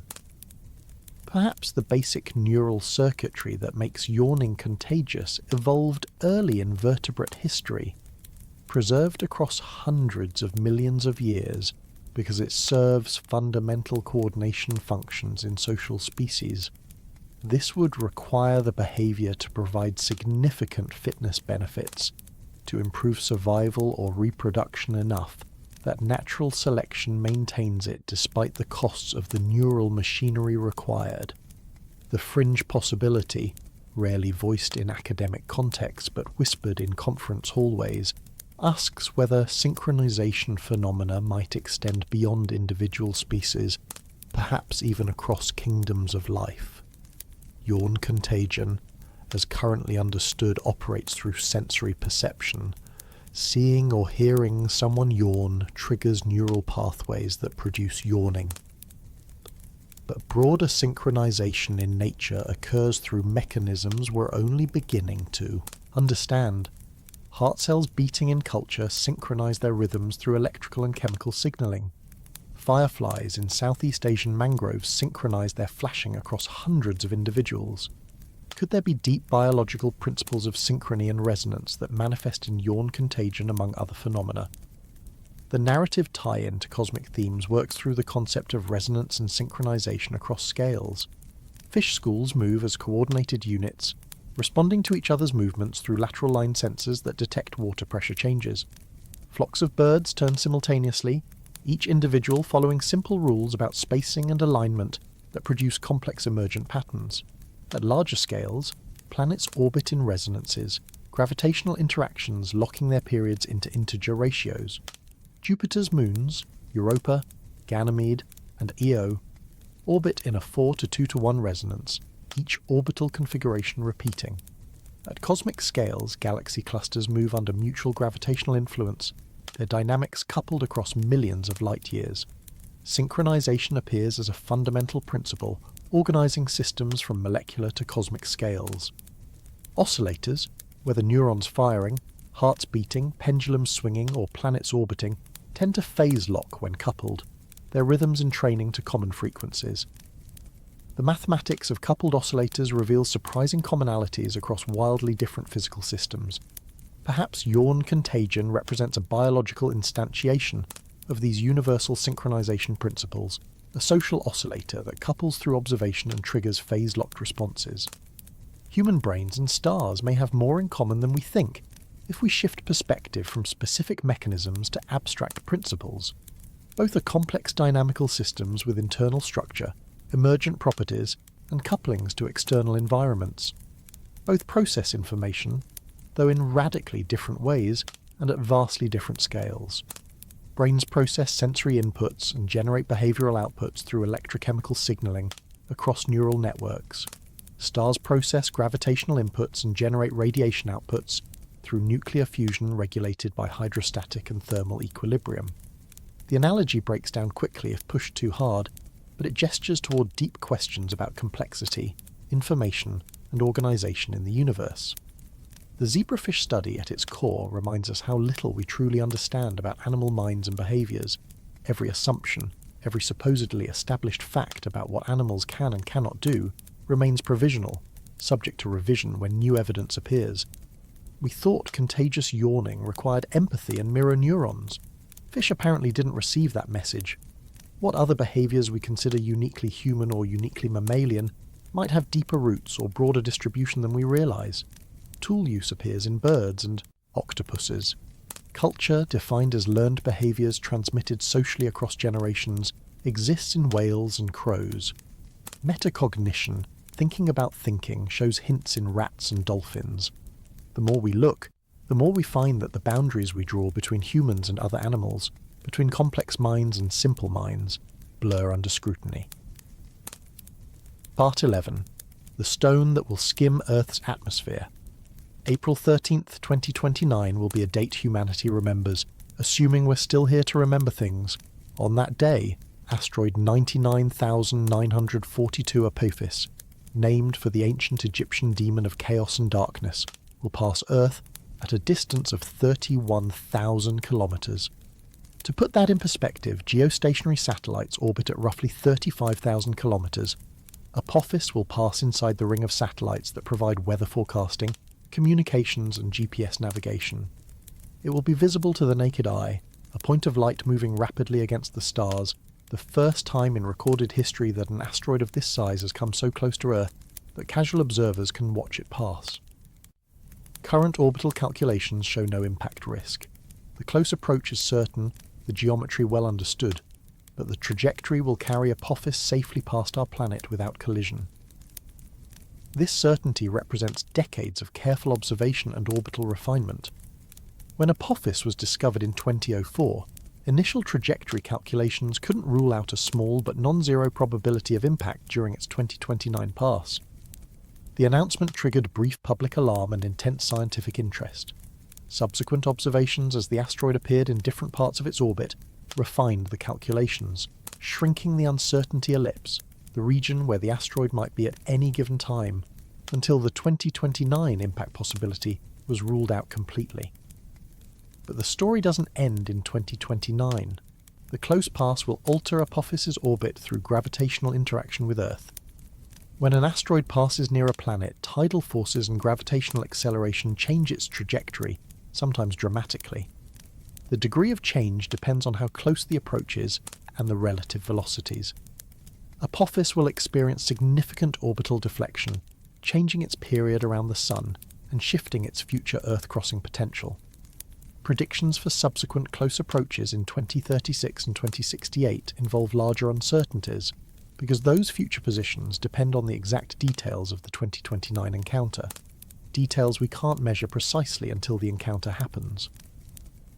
The distance, closer than geostationary orbit, makes this an unprecedented scientific opportunity. Telescopes will track Apophis continuously as it approaches, measuring its rotation state, mapping its surface features, determining its composition through spectroscopy, measuring its size and shape with radar. The asteroid is roughly 370 meters in diameter, large enough to cause regional devastation if it ever did impact, but small enough that detecting surface details from Earth-based observations remains challenging. The close pass brings it within range of techniques normally reserved for near-Earth objects during even closer approaches. Radar astronomy will play a crucial role. Radio telescopes like the Goldstone antenna in California and the Arecibo replacement facility, assuming it's operational by then, can bounce radio waves off asteroid surfaces and analyze the echoes. Radar provides precise distance measurements accurate to meters, rotation period measurements accurate to seconds, and surface roughness information that optical telescopes can't match. Delay Doppler radar imaging creates two-dimensional pictures where one axis represents distance, the time delay of the echo, and the other represents velocity, the Doppler shift of the echo. These radar images reveal shape, rotation, and surface features, sometimes detecting boulders, craters, and ridges only meters across. Rotation studies matter because asteroids spin, and their spin states carry information about their history. Apophis rotates with a period of approximately 30 hours, determined from light curves showing how its brightness varies as different faces reflect sunlight toward Earth. This rotation rate is stable now, but the 2029 Earth encounter will change it. Tidal forces acting on the asteroid as it passes Earth will torque its rotation, potentially speeding it up or slowing it down depending on the geometry. Measuring the rotation change provides data about the asteroid's internal structure, whether it's a solid monolith or a rubble pile of smaller pieces held together loosely by gravity. The Yarkovsky effect adds another layer of complexity. Asteroids absorb sunlight, warming their surfaces, then re-radiate that energy as infrared heat. The thermal radiation carries momentum, creating a tiny rocket effect that pushes the asteroid. For a rotating asteroid, the afternoon side is warmer than the morning side, and the asymmetric thermal emission creates a small but persistent force that either speeds the asteroid up or slows it down in its orbit, depending on whether it rotates prograde or retrograde. Over millions of years, the Yarkovsky effect can change orbit significantly, shifting asteroids from the main belt into Earth-crossing trajectories. For Apophis, the Yarkovsky effect must be measured precisely to predict its long-term orbital evolution. The effect is tiny, creating orbital changes of only meters per year, but those meters accumulate over decades into kilometers of position uncertainty. The 2029 close approach provides an opportunity to measure Yarkovsky acceleration by comparing the asteroid's actual position against predictions that don't include thermal effects. Any discrepancy indicates Yarkovsky influence and allows calibration of models used to predict future encounters. Public perception represents a challenge and opportunity. Apophis has appeared in news headlines repeatedly since its discovery, usually accompanied by alarming language about killer asteroids and cosmic threats. The actual risk is low to negligible for any encounter calculated so far, but risk communication is difficult. Explaining that there's a 1 in 45,000 chance of impact in 2068, the current estimate, means different things to different people. Statisticians understand it as negligible risk, far lower than countless risks we accept daily. But to someone unfamiliar with probability, 1 in 45,000 sounds concerning, like a real possibility rather than an essentially impossible event. Proposals for Apophis missions have circulated in the planetary defense community. Sending a spacecraft to rendezvous with the asteroid during or after its 2029 Earth encounter would provide close-up data impossible to obtain from Earth. The mission could characterize the asteroid's composition, internal structure, and surface properties in detail. It could also serve as a demonstration of deflection technology, using techniques like kinetic impact or gravity tractor to slightly alter Apophis's orbit and prove that we possess the capability to protect Earth from future asteroid threats. NASA's DART mission, Double Asteroid Redirection Test, successfully impacted the asteroid Dimorphos in 2022, demonstrating kinetic deflection works as predicted. The impact changed Dimorphos's orbit around its larger companion Didymos, proving that humans can alter asteroid trajectories given sufficient warning time. An Apophis mission would build on DART's success, testing deflection techniques on a larger, potentially more scientifically interesting target. Conspiracy theories about NASA downplaying impact odds are predictable and unfounded, but psychologically understandable. Space agencies face a difficult balance between transparency and avoiding panic. Releasing every preliminary orbit calculation, with its associated uncertainties, creates alarm when the uncertainties are large, even though large uncertainties are normal for newly discovered objects with limited observational data. Waiting until calculations are refined before making announcements risks accusations of cover-up if someone discovers the object independently or leaks occur. NASA and other agencies have generally erred toward transparency, publishing orbit calculations and impact probabilities through the Sentry system and Torino scale. But transparency doesn't prevent conspiracy theories. It just shifts them from covering up impacts to covering up deflection failures or alien involvement. The narrative frame of the asteroid that will brush Earth's cheek captures the mixture of danger and wonder these close approaches inspire. Apophis won't hit us, but it will come close enough that we'll feel its presence, watch it pass, see the cosmic machinery that occasionally delivers mountain-sized rocks to Earth's vicinity. The close pass reminds us that space is not empty, that debris from solar system formation still orbits out there, that occasionally that debris crosses paths with Earth, and that while we've been fortunate so far, luck doesn't last forever. Preparation matters. Detection, tracking, characterization, and deflection capabilities represent humanity's insurance policy against the cosmic lottery that eventually delivers an impact. The event also serves as a global teachable moment. Planetary defense requires international cooperation. Asteroids don't respect borders, and a threat to one nation is a threat to all. The United Nations Committee on the Peaceful Uses of Outer Space coordinates international efforts to track near-Earth objects and develop response capabilities.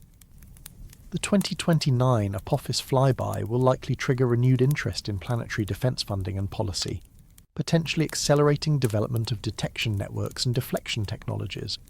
Looking ahead to 2040's planetary parade provides context. The universe operates on schedules that ignore human timeframes. Asteroids arrive when orbital mechanics dictate. Planets align according to Kepler's laws. Comets fall from the Oort cloud following gravitational perturbations that started millennia ago. We mark these events on calendars, anticipating them, preparing for them, but they unfold according to physics, not human convenience. Apophis will pass in 2029 regardless of whether we're watching, whether we care, whether we're ready. The indifference of the cosmos to human concerns is both terrifying and liberating. Part 12. When Planets Dance. September 20th, 2040. Mark it on whatever calendar system survives the intervening years, because on that date the solar system will present a geometric arrangement rare enough to attract attention, and common enough that similar configurations recur with predictable frequency. 6 planets: Mercury, Venus, Mars, Jupiter, Saturn, and Uranus will occupy a relatively narrow band of sky as seen from Earth, their longitudes, the angular positions along the ecliptic, separated by less than 90 degrees. The media will undoubtedly call this a planetary alignment or parade, though technically the planets won't line up in a straight line. They'll simply cluster in one region of the sky simultaneously visible from Earth's night side. The geometry works like this. Planets orbit the Sun in approximately the same plane, the ecliptic, defined by Earth's orbital plane. From our perspective, planets appear to move along a path across the sky that follows the zodiac constellations. Sometimes planets spread around the entire ecliptic, visible at different times as Earth rotates. Other times their orbital positions cluster so multiple planets appear in the same region of sky simultaneously.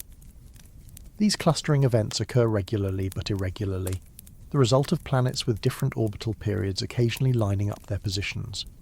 The rarity depends on how many planets we require to participate, and how tightly we define alignment. Getting all 8 planets within a 90-degree band happens every few decades. Getting them within 30 degrees happens every few centuries. Getting them in an actual straight line, all planets at 0-degree separation as seen from the Sun, probably never happens within human timescales because orbital periods don't share exact integer ratios that would create perfect recurring alignments.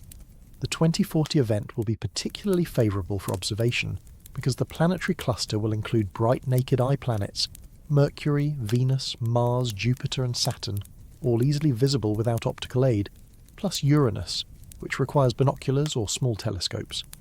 Neptune will be elsewhere in its orbit, not participating in the clustering. The planets will be visible in the evening sky after sunset, rising together in the east and arcing across the southern sky, depending on observer latitude, providing hours of viewing opportunity. Amateur astronomers will have a field day. Capturing all visible planets in one wide-angle photograph becomes possible during these events, creating images that showcase the architecture of the solar system. The different brightnesses and colours of planets provide visual interest. Venus appears brilliantly white, Mars distinctly orange-red, Jupiter yellowish-white, Saturn similar to Jupiter but slightly fainter, Uranus barely visible as a pale blue-green disk even in binoculars. Photographing them together creates a portrait of planetary diversity compressed into a single frame.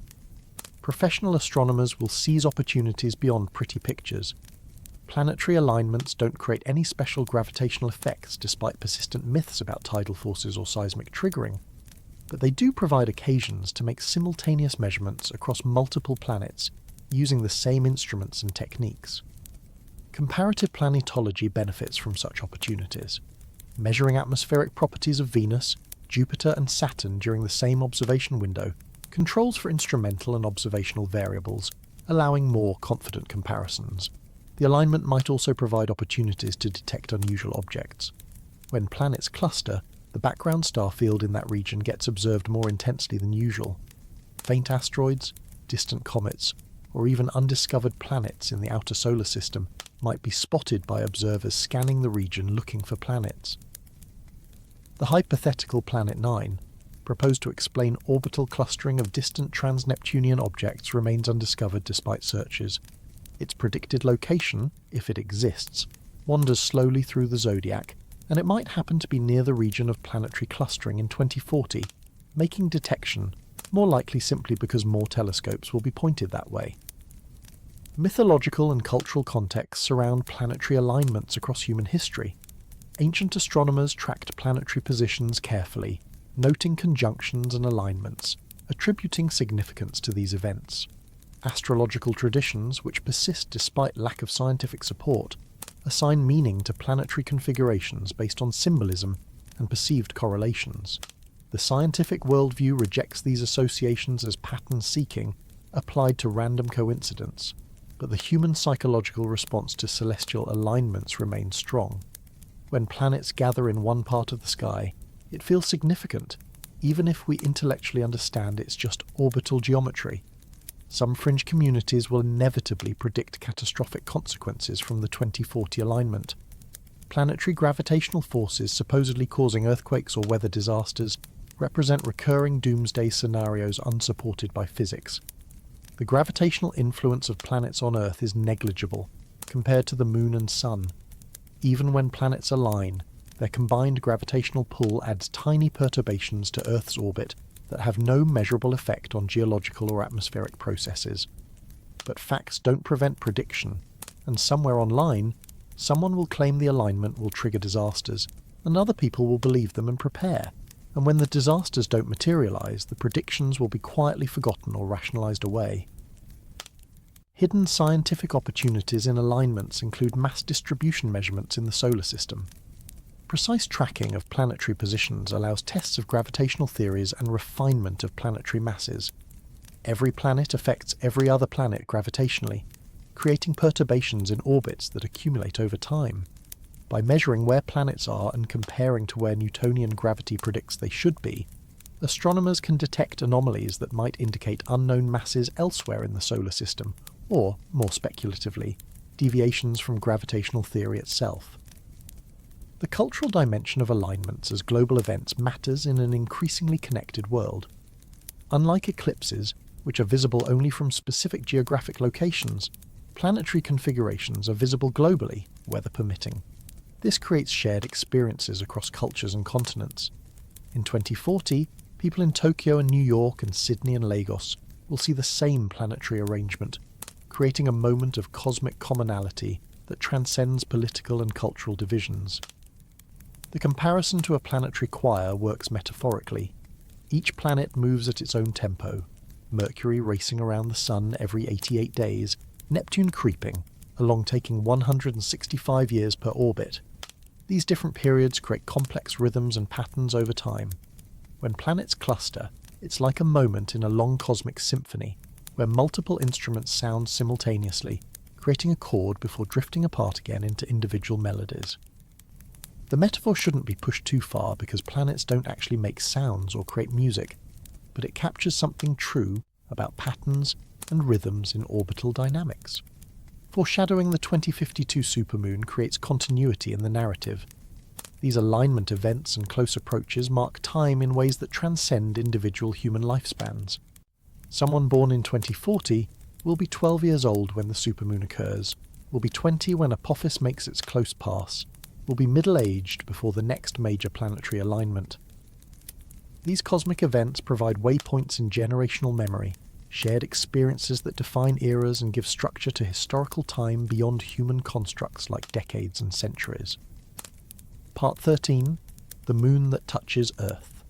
November the 9th, 2052, will bring the closest lunar approach of the 21st century, a supermoon so super that it strains the definition of the term. The Moon's orbit around Earth is not circular, but elliptical, meaning the Earth-Moon distance varies from about 363,000 kilometres at perigee, closest approach, to about 405,000 kilometres at apogee, furthest distance. This variation in distance causes variation in the Moon's apparent size as seen from Earth. When the Moon reaches perigee during its full phase, appearing at its largest and brightest, we call it a supermoon. The November 2052 supermoon will occur at an exceptionally close perigee, bringing the Moon to approximately 356,500 kilometres from Earth's centre. This is roughly 3% closer than typical supermoons and about 6% closer than average full moons. The distance might sound trivial in percentage terms, but remember we're comparing angular sizes, which depend on distance in nonlinear ways. A 6% decrease in distance produces about a 13% increase in apparent diameter and about a 30% increase in apparent brightness. The Moon will appear large enough at this closest approach that the size difference from average full moons becomes noticeable even without instruments. Place a full moon photograph from 2052 next to one from an average lunar distance, and the difference is obvious. The supermoon fills more of the sky, its features appear larger, its brightness illuminates landscapes more dramatically.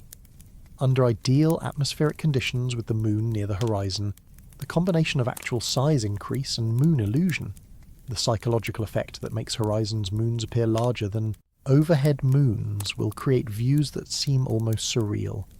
Photography opportunities will be extraordinary. Lunar photographers wait for supermoons to capture the Moon, alongside landscape features, using the Moon's increased size to create dramatic compositions. The 2052 event will provide the ultimate opportunity for this generation of photographers. Planning will start years in advance, scouting locations where the Moon will rise or set behind interesting foreground subjects, calculating exact timing and positioning to get the shot. The brightness boost carries consequences beyond aesthetics. Moonlight in general is bright enough to cast shadows and affect nocturnal animal behaviour. Supermoon light is brighter still, potentially casting distinct shadows from objects and illuminating landscapes to levels approaching twilight. nocturnal animals that time their activities around lunar phases might respond to the unusual brightness. Predators that hunt using vision might have advantage over prey that rely on darkness for concealment. Prey species might alter their behavior, staying hidden during the brightest hours. Extreme tides represent the most significant physical consequence of close lunar approaches. Ocean tides result from gravitational gradient, the difference in Moon's gravitational pull on the near side of Earth compared to the far side.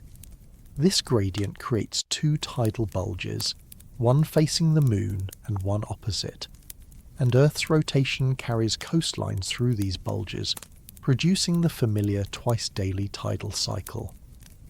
The strength of tides depends on the Moon's distance, with closer moons creating stronger gradients and therefore higher tides. Spring tides, the highest tides occurring during new and full moon, when Sun and Moon align, will be amplified during the 2052 supermoon. Coastal areas already experiencing high spring tides will see water levels several centimetres higher than usual. This might not sound dramatic, but at high tide during storms, those extra centimetres can mean the difference between water staying in channels versus overtopping seawalls and flooding coastal infrastructure. Coastal flood warnings will likely be issued for vulnerable areas, particularly those already dealing with sea level rise from climate change. Seismic coupling speculation enters murkier territory.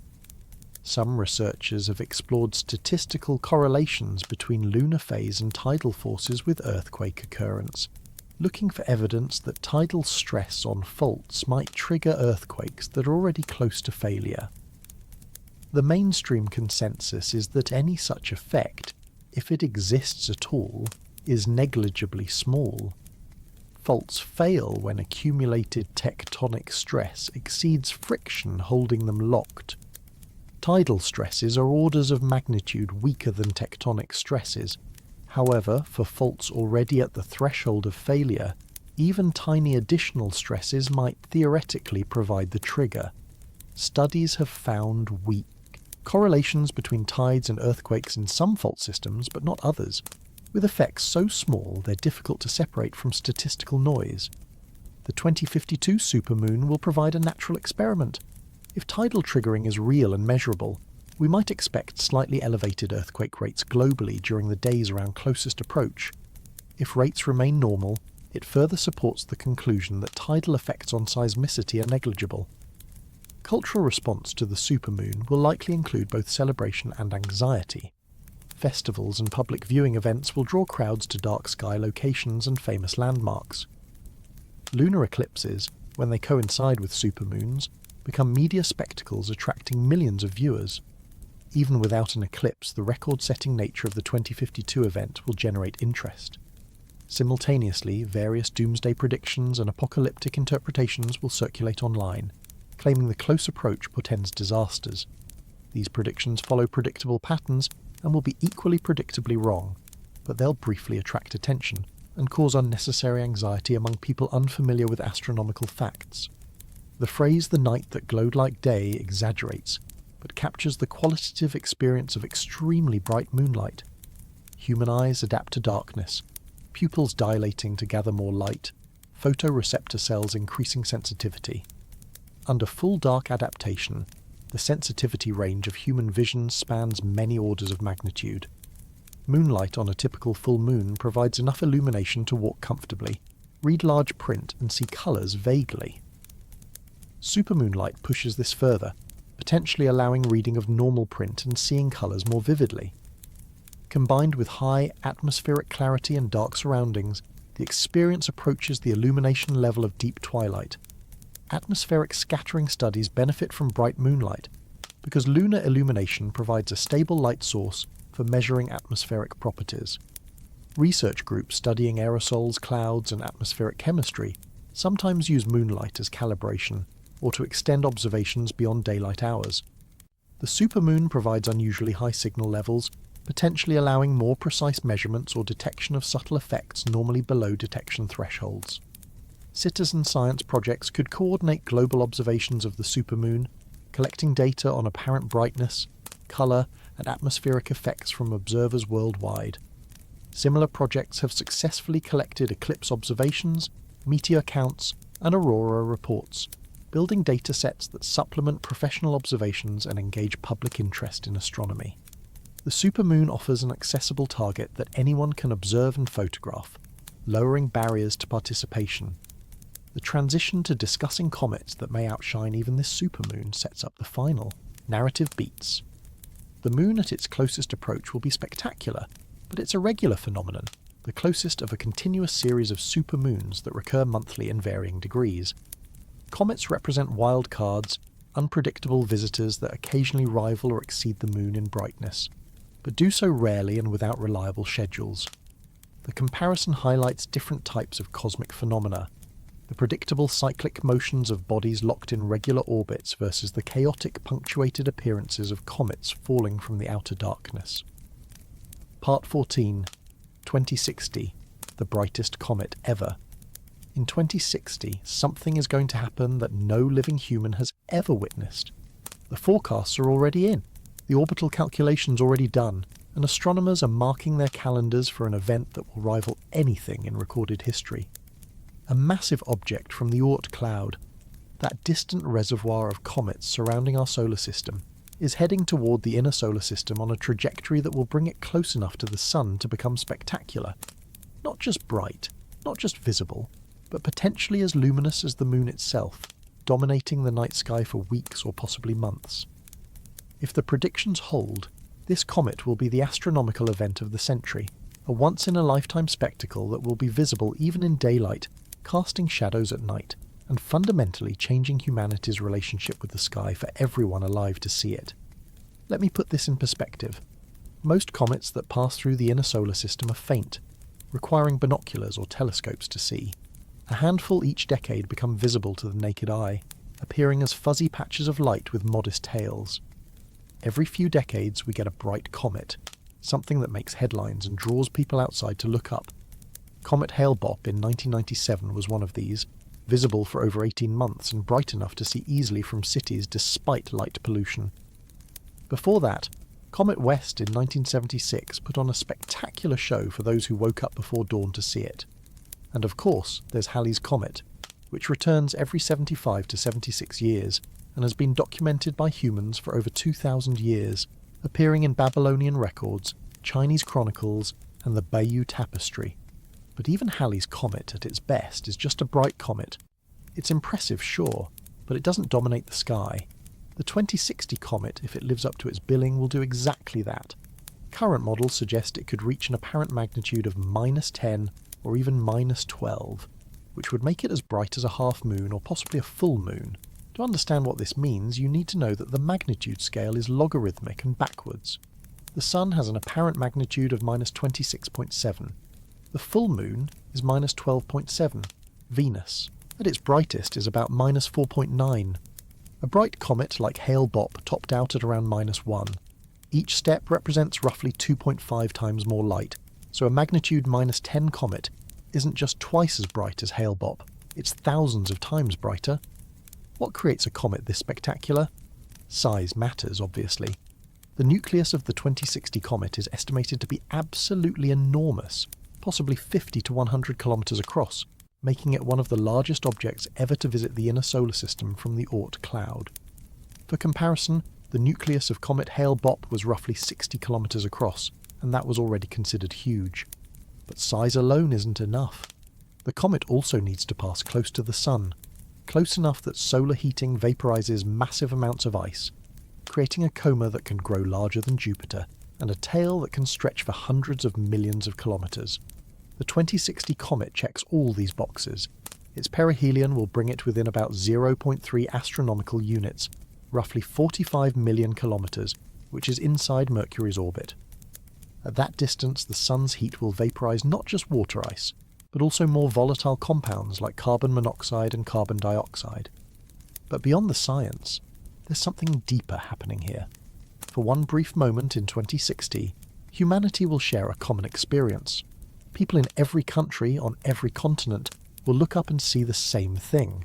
A comet so bright it can't be ignored, so spectacular it transcends language and culture and politics. The 2060 comet will be impossible to miss. It will dominate the twilight and nighttime sky, visible even from brightly lit cities, casting enough light to read by if you're in a dark location. And here's where things get interesting, and maybe a little unsettling. What happens when you introduce a light source into the night sky that rivals the moon? We know that moonlight affects ecosystems. Nocturnal animals adjust their behaviour based on lunar phases. Predators hunt differently during full moons. Human circadian rhythms, the internal clocks that regulate our sleep-wake cycles, are influenced by ambient light levels. For the entire time humans have existed, the moon has been the brightest object in the night sky. What happens when we throw a third variable into that equation? The truth is, we don't know. The comet will be visible for weeks, possibly months, and during that time it will be pumping light into the nighttime environment at levels Earth hasn't experienced from a comet in recorded history. Now, let's talk about the less pleasant possibilities. Whenever a comet gets this close to Earth, people start worrying about impacts and catastrophes. Let me be clear. The 2060 comet is not going to hit Earth. Its orbit is well characterized, and it will miss us by millions of kilometers. But that doesn't mean it's completely harmless. Comets shed material as they approach the sun. Dust, small particles, sometimes even larger fragments break off and spread out along the comet's orbit. If Earth's orbit happens to intersect the comet's orbit after the comet has passed, we could encounter this debris stream, creating a spectacular meteor shower. But there's a more concerning scenario that, while unlikely, isn't impossible. Comets sometimes break apart as they approach the sun. The thermal stress, the tidal forces, the outgassing pressure, all of these can cause structural failure in a comet's nucleus. If the 2060 comet were to fragment, and if one of those fragments happened to have an orbit that brought it closer to Earth than predicted, we'd have a problem. The odds are extremely low, but it's not impossible. This is why asteroid and comet tracking has become such a serious endeavour. But hopefully the dominant response will be awe, because whatever else it is, the 2060 comet will be beautiful. It will be a reminder that we live in a universe capable of creating spectacular phenomena. For a few weeks or months, dinner conversations will include discussions of tail structures and coma dynamics. Children will stay up late to see the comet. It will become part of the cultural fabric of that generation. And when it's over, when the comet has swung around the sun and is heading back to the outer solar system, we'll be left with photographs and memories. But even as it fades, there's another date on the cosmic calendar that represents an equally profound milestone. Part 15. 2177. Pluto's first birthday and cosmic reflection. On February 18th, 1930, a young astronomer named Clyde Tombaugh was examining photographic plates at the Lowell Observatory in Flagstaff, Arizona. He was searching for a predicted ninth planet, a world beyond Neptune that might explain slight irregularities in the outer planet's orbits. The work was tedious, comparing pairs of photographs taken days apart, looking for anything that moved against the background of stars, and then he found it. A tiny dot that had shifted position between exposures. Planet X, the ninth planet, Pluto. The discovery made headlines around the world. Pluto was the first planet discovered by an American, and it captured the public imagination in ways that astronomical discoveries rarely do. The name Pluto, suggested by an 11-year-old girl in England named Venetia Burney, seemed perfect. The god of the underworld for the distant, dark world at the edge of the solar system. For 76 years, schoolchildren learned that the solar system had 9 planets, and Pluto, tiny and mysterious, was the last outpost before the great darkness of interstellar space. And then, in 2006, the International Astronomical Union redefined what it means to be a planet. Pluto met 2 of the 3 criteria, but failed the third. It hadn't cleared its orbital neighbourhood of other debris. Under the new definition, Pluto was reclassified as a dwarf planet, and the solar system was back to 8 planets. The demotion was met with surprising public outcry. People felt affection for Pluto, this distant, underdog world. But here's something that puts all of this in perspective. In 2177, 247 years after its discovery, Pluto will complete exactly 1 orbit around the Sun. It will return to the same position in space where Clyde Tombaugh first spotted it on those photographic plates. Think about what that means. Pluto's year, the time it takes to complete 1 orbit, is 247.9 Earth years. When Pluto was discovered in 1930, it had completed about 36% of one orbit since the Declaration of Independence was signed. We discovered Pluto, studied it, sent a spacecraft to fly by it in 2015, watched it get demoted and debated and argued over, and through all of this, Pluto hasn't even made it once around the Sun. This is a profound lesson in timescales. We humans live, at best, about 80 to 100 years. That's the span of direct memory and experience for any individual. Our civilizations last longer, with continuous written records going back about 5,000 years. But even on that scale, Pluto has completed only about 20 orbits. The entire span of human civilization covers just 20 trips around the Sun for this distant world. And if we zoom out further, to the 4.5 billion year history of the solar system, Pluto has completed roughly 18 million orbits. That sounds like a lot until you realise that Earth has completed 4.5 billion orbits in the same time. But it's not just Pluto. The outer solar system operates on timescales that dwarf human experience. Neptune takes 165 years to orbit the Sun. Since its discovery in 1846, Neptune has completed barely more than one orbit. Uranus takes 84 years. Saturn takes 29. These are worlds that move through the zodiac at a stately, almost imperceptible pace. Ancient astrologers only knew of 5 planets beyond Earth because those are the only ones that move noticeably across the sky within a human lifetime. And this raises an interesting question. What's the longest timescale that humans can truly comprehend? We can intellectually understand that the universe is 13.8 billion years old, that the Sun formed 4.5 billion years ago. We can recite these numbers, put them in textbooks, teach them to students. But do we really grasp them?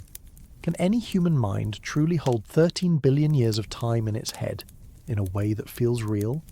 Probably not. Our intuition is calibrated to human lifetimes, to the span of years we expect to live. Beyond a few generations, time becomes abstract. This is why Pluto's first birthday since discovery is such a poignant marker. It's a timescale that's just barely comprehensible to our civilization. 247 years spans from 1777 to 2177, over a century and a half in our future. It's longer than any human life, longer than most institutions survive, but short enough that we can trace cultural continuity.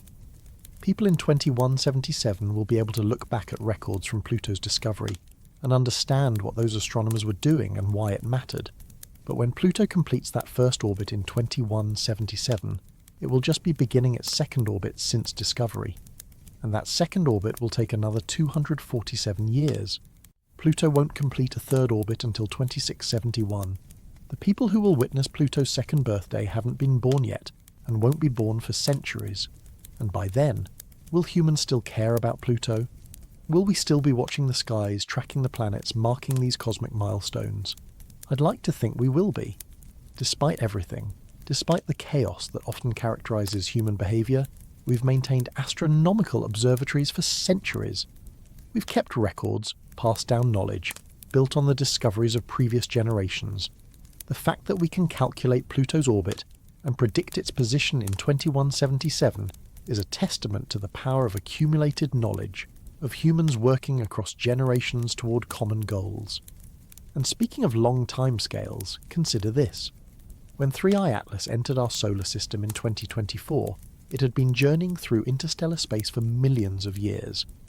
If it was ejected from a star system 10 light-years away, travelling at 66 kilometers per second, it would have taken about 45,000 years to cover that distance. During that entire time, this comet was frozen, unchanged, drifting through the void. And then it spent a few months in our solar system, got destroyed by the Sun, and was gone. But understanding isn't the same as experiencing. We can calculate Pluto's orbit, but we can't feel what it's like to take 247 years to circle the Sun. We can measure the Sun's lifetime at 10 billion years, but we can't viscerally grasp that span of time. We're bounded by our biology, our mortality, our place in space and time. When Clyde Tombaugh discovered Pluto in 1930, he was 24 years old. He died in 1997 at age 90, having lived to see spacecraft visit every planet in the solar system, to see humans walk on the moon. But he never saw Pluto complete an orbit. No human who was alive when Pluto was discovered will live to see its first birthday. That milestone will belong to people not yet born.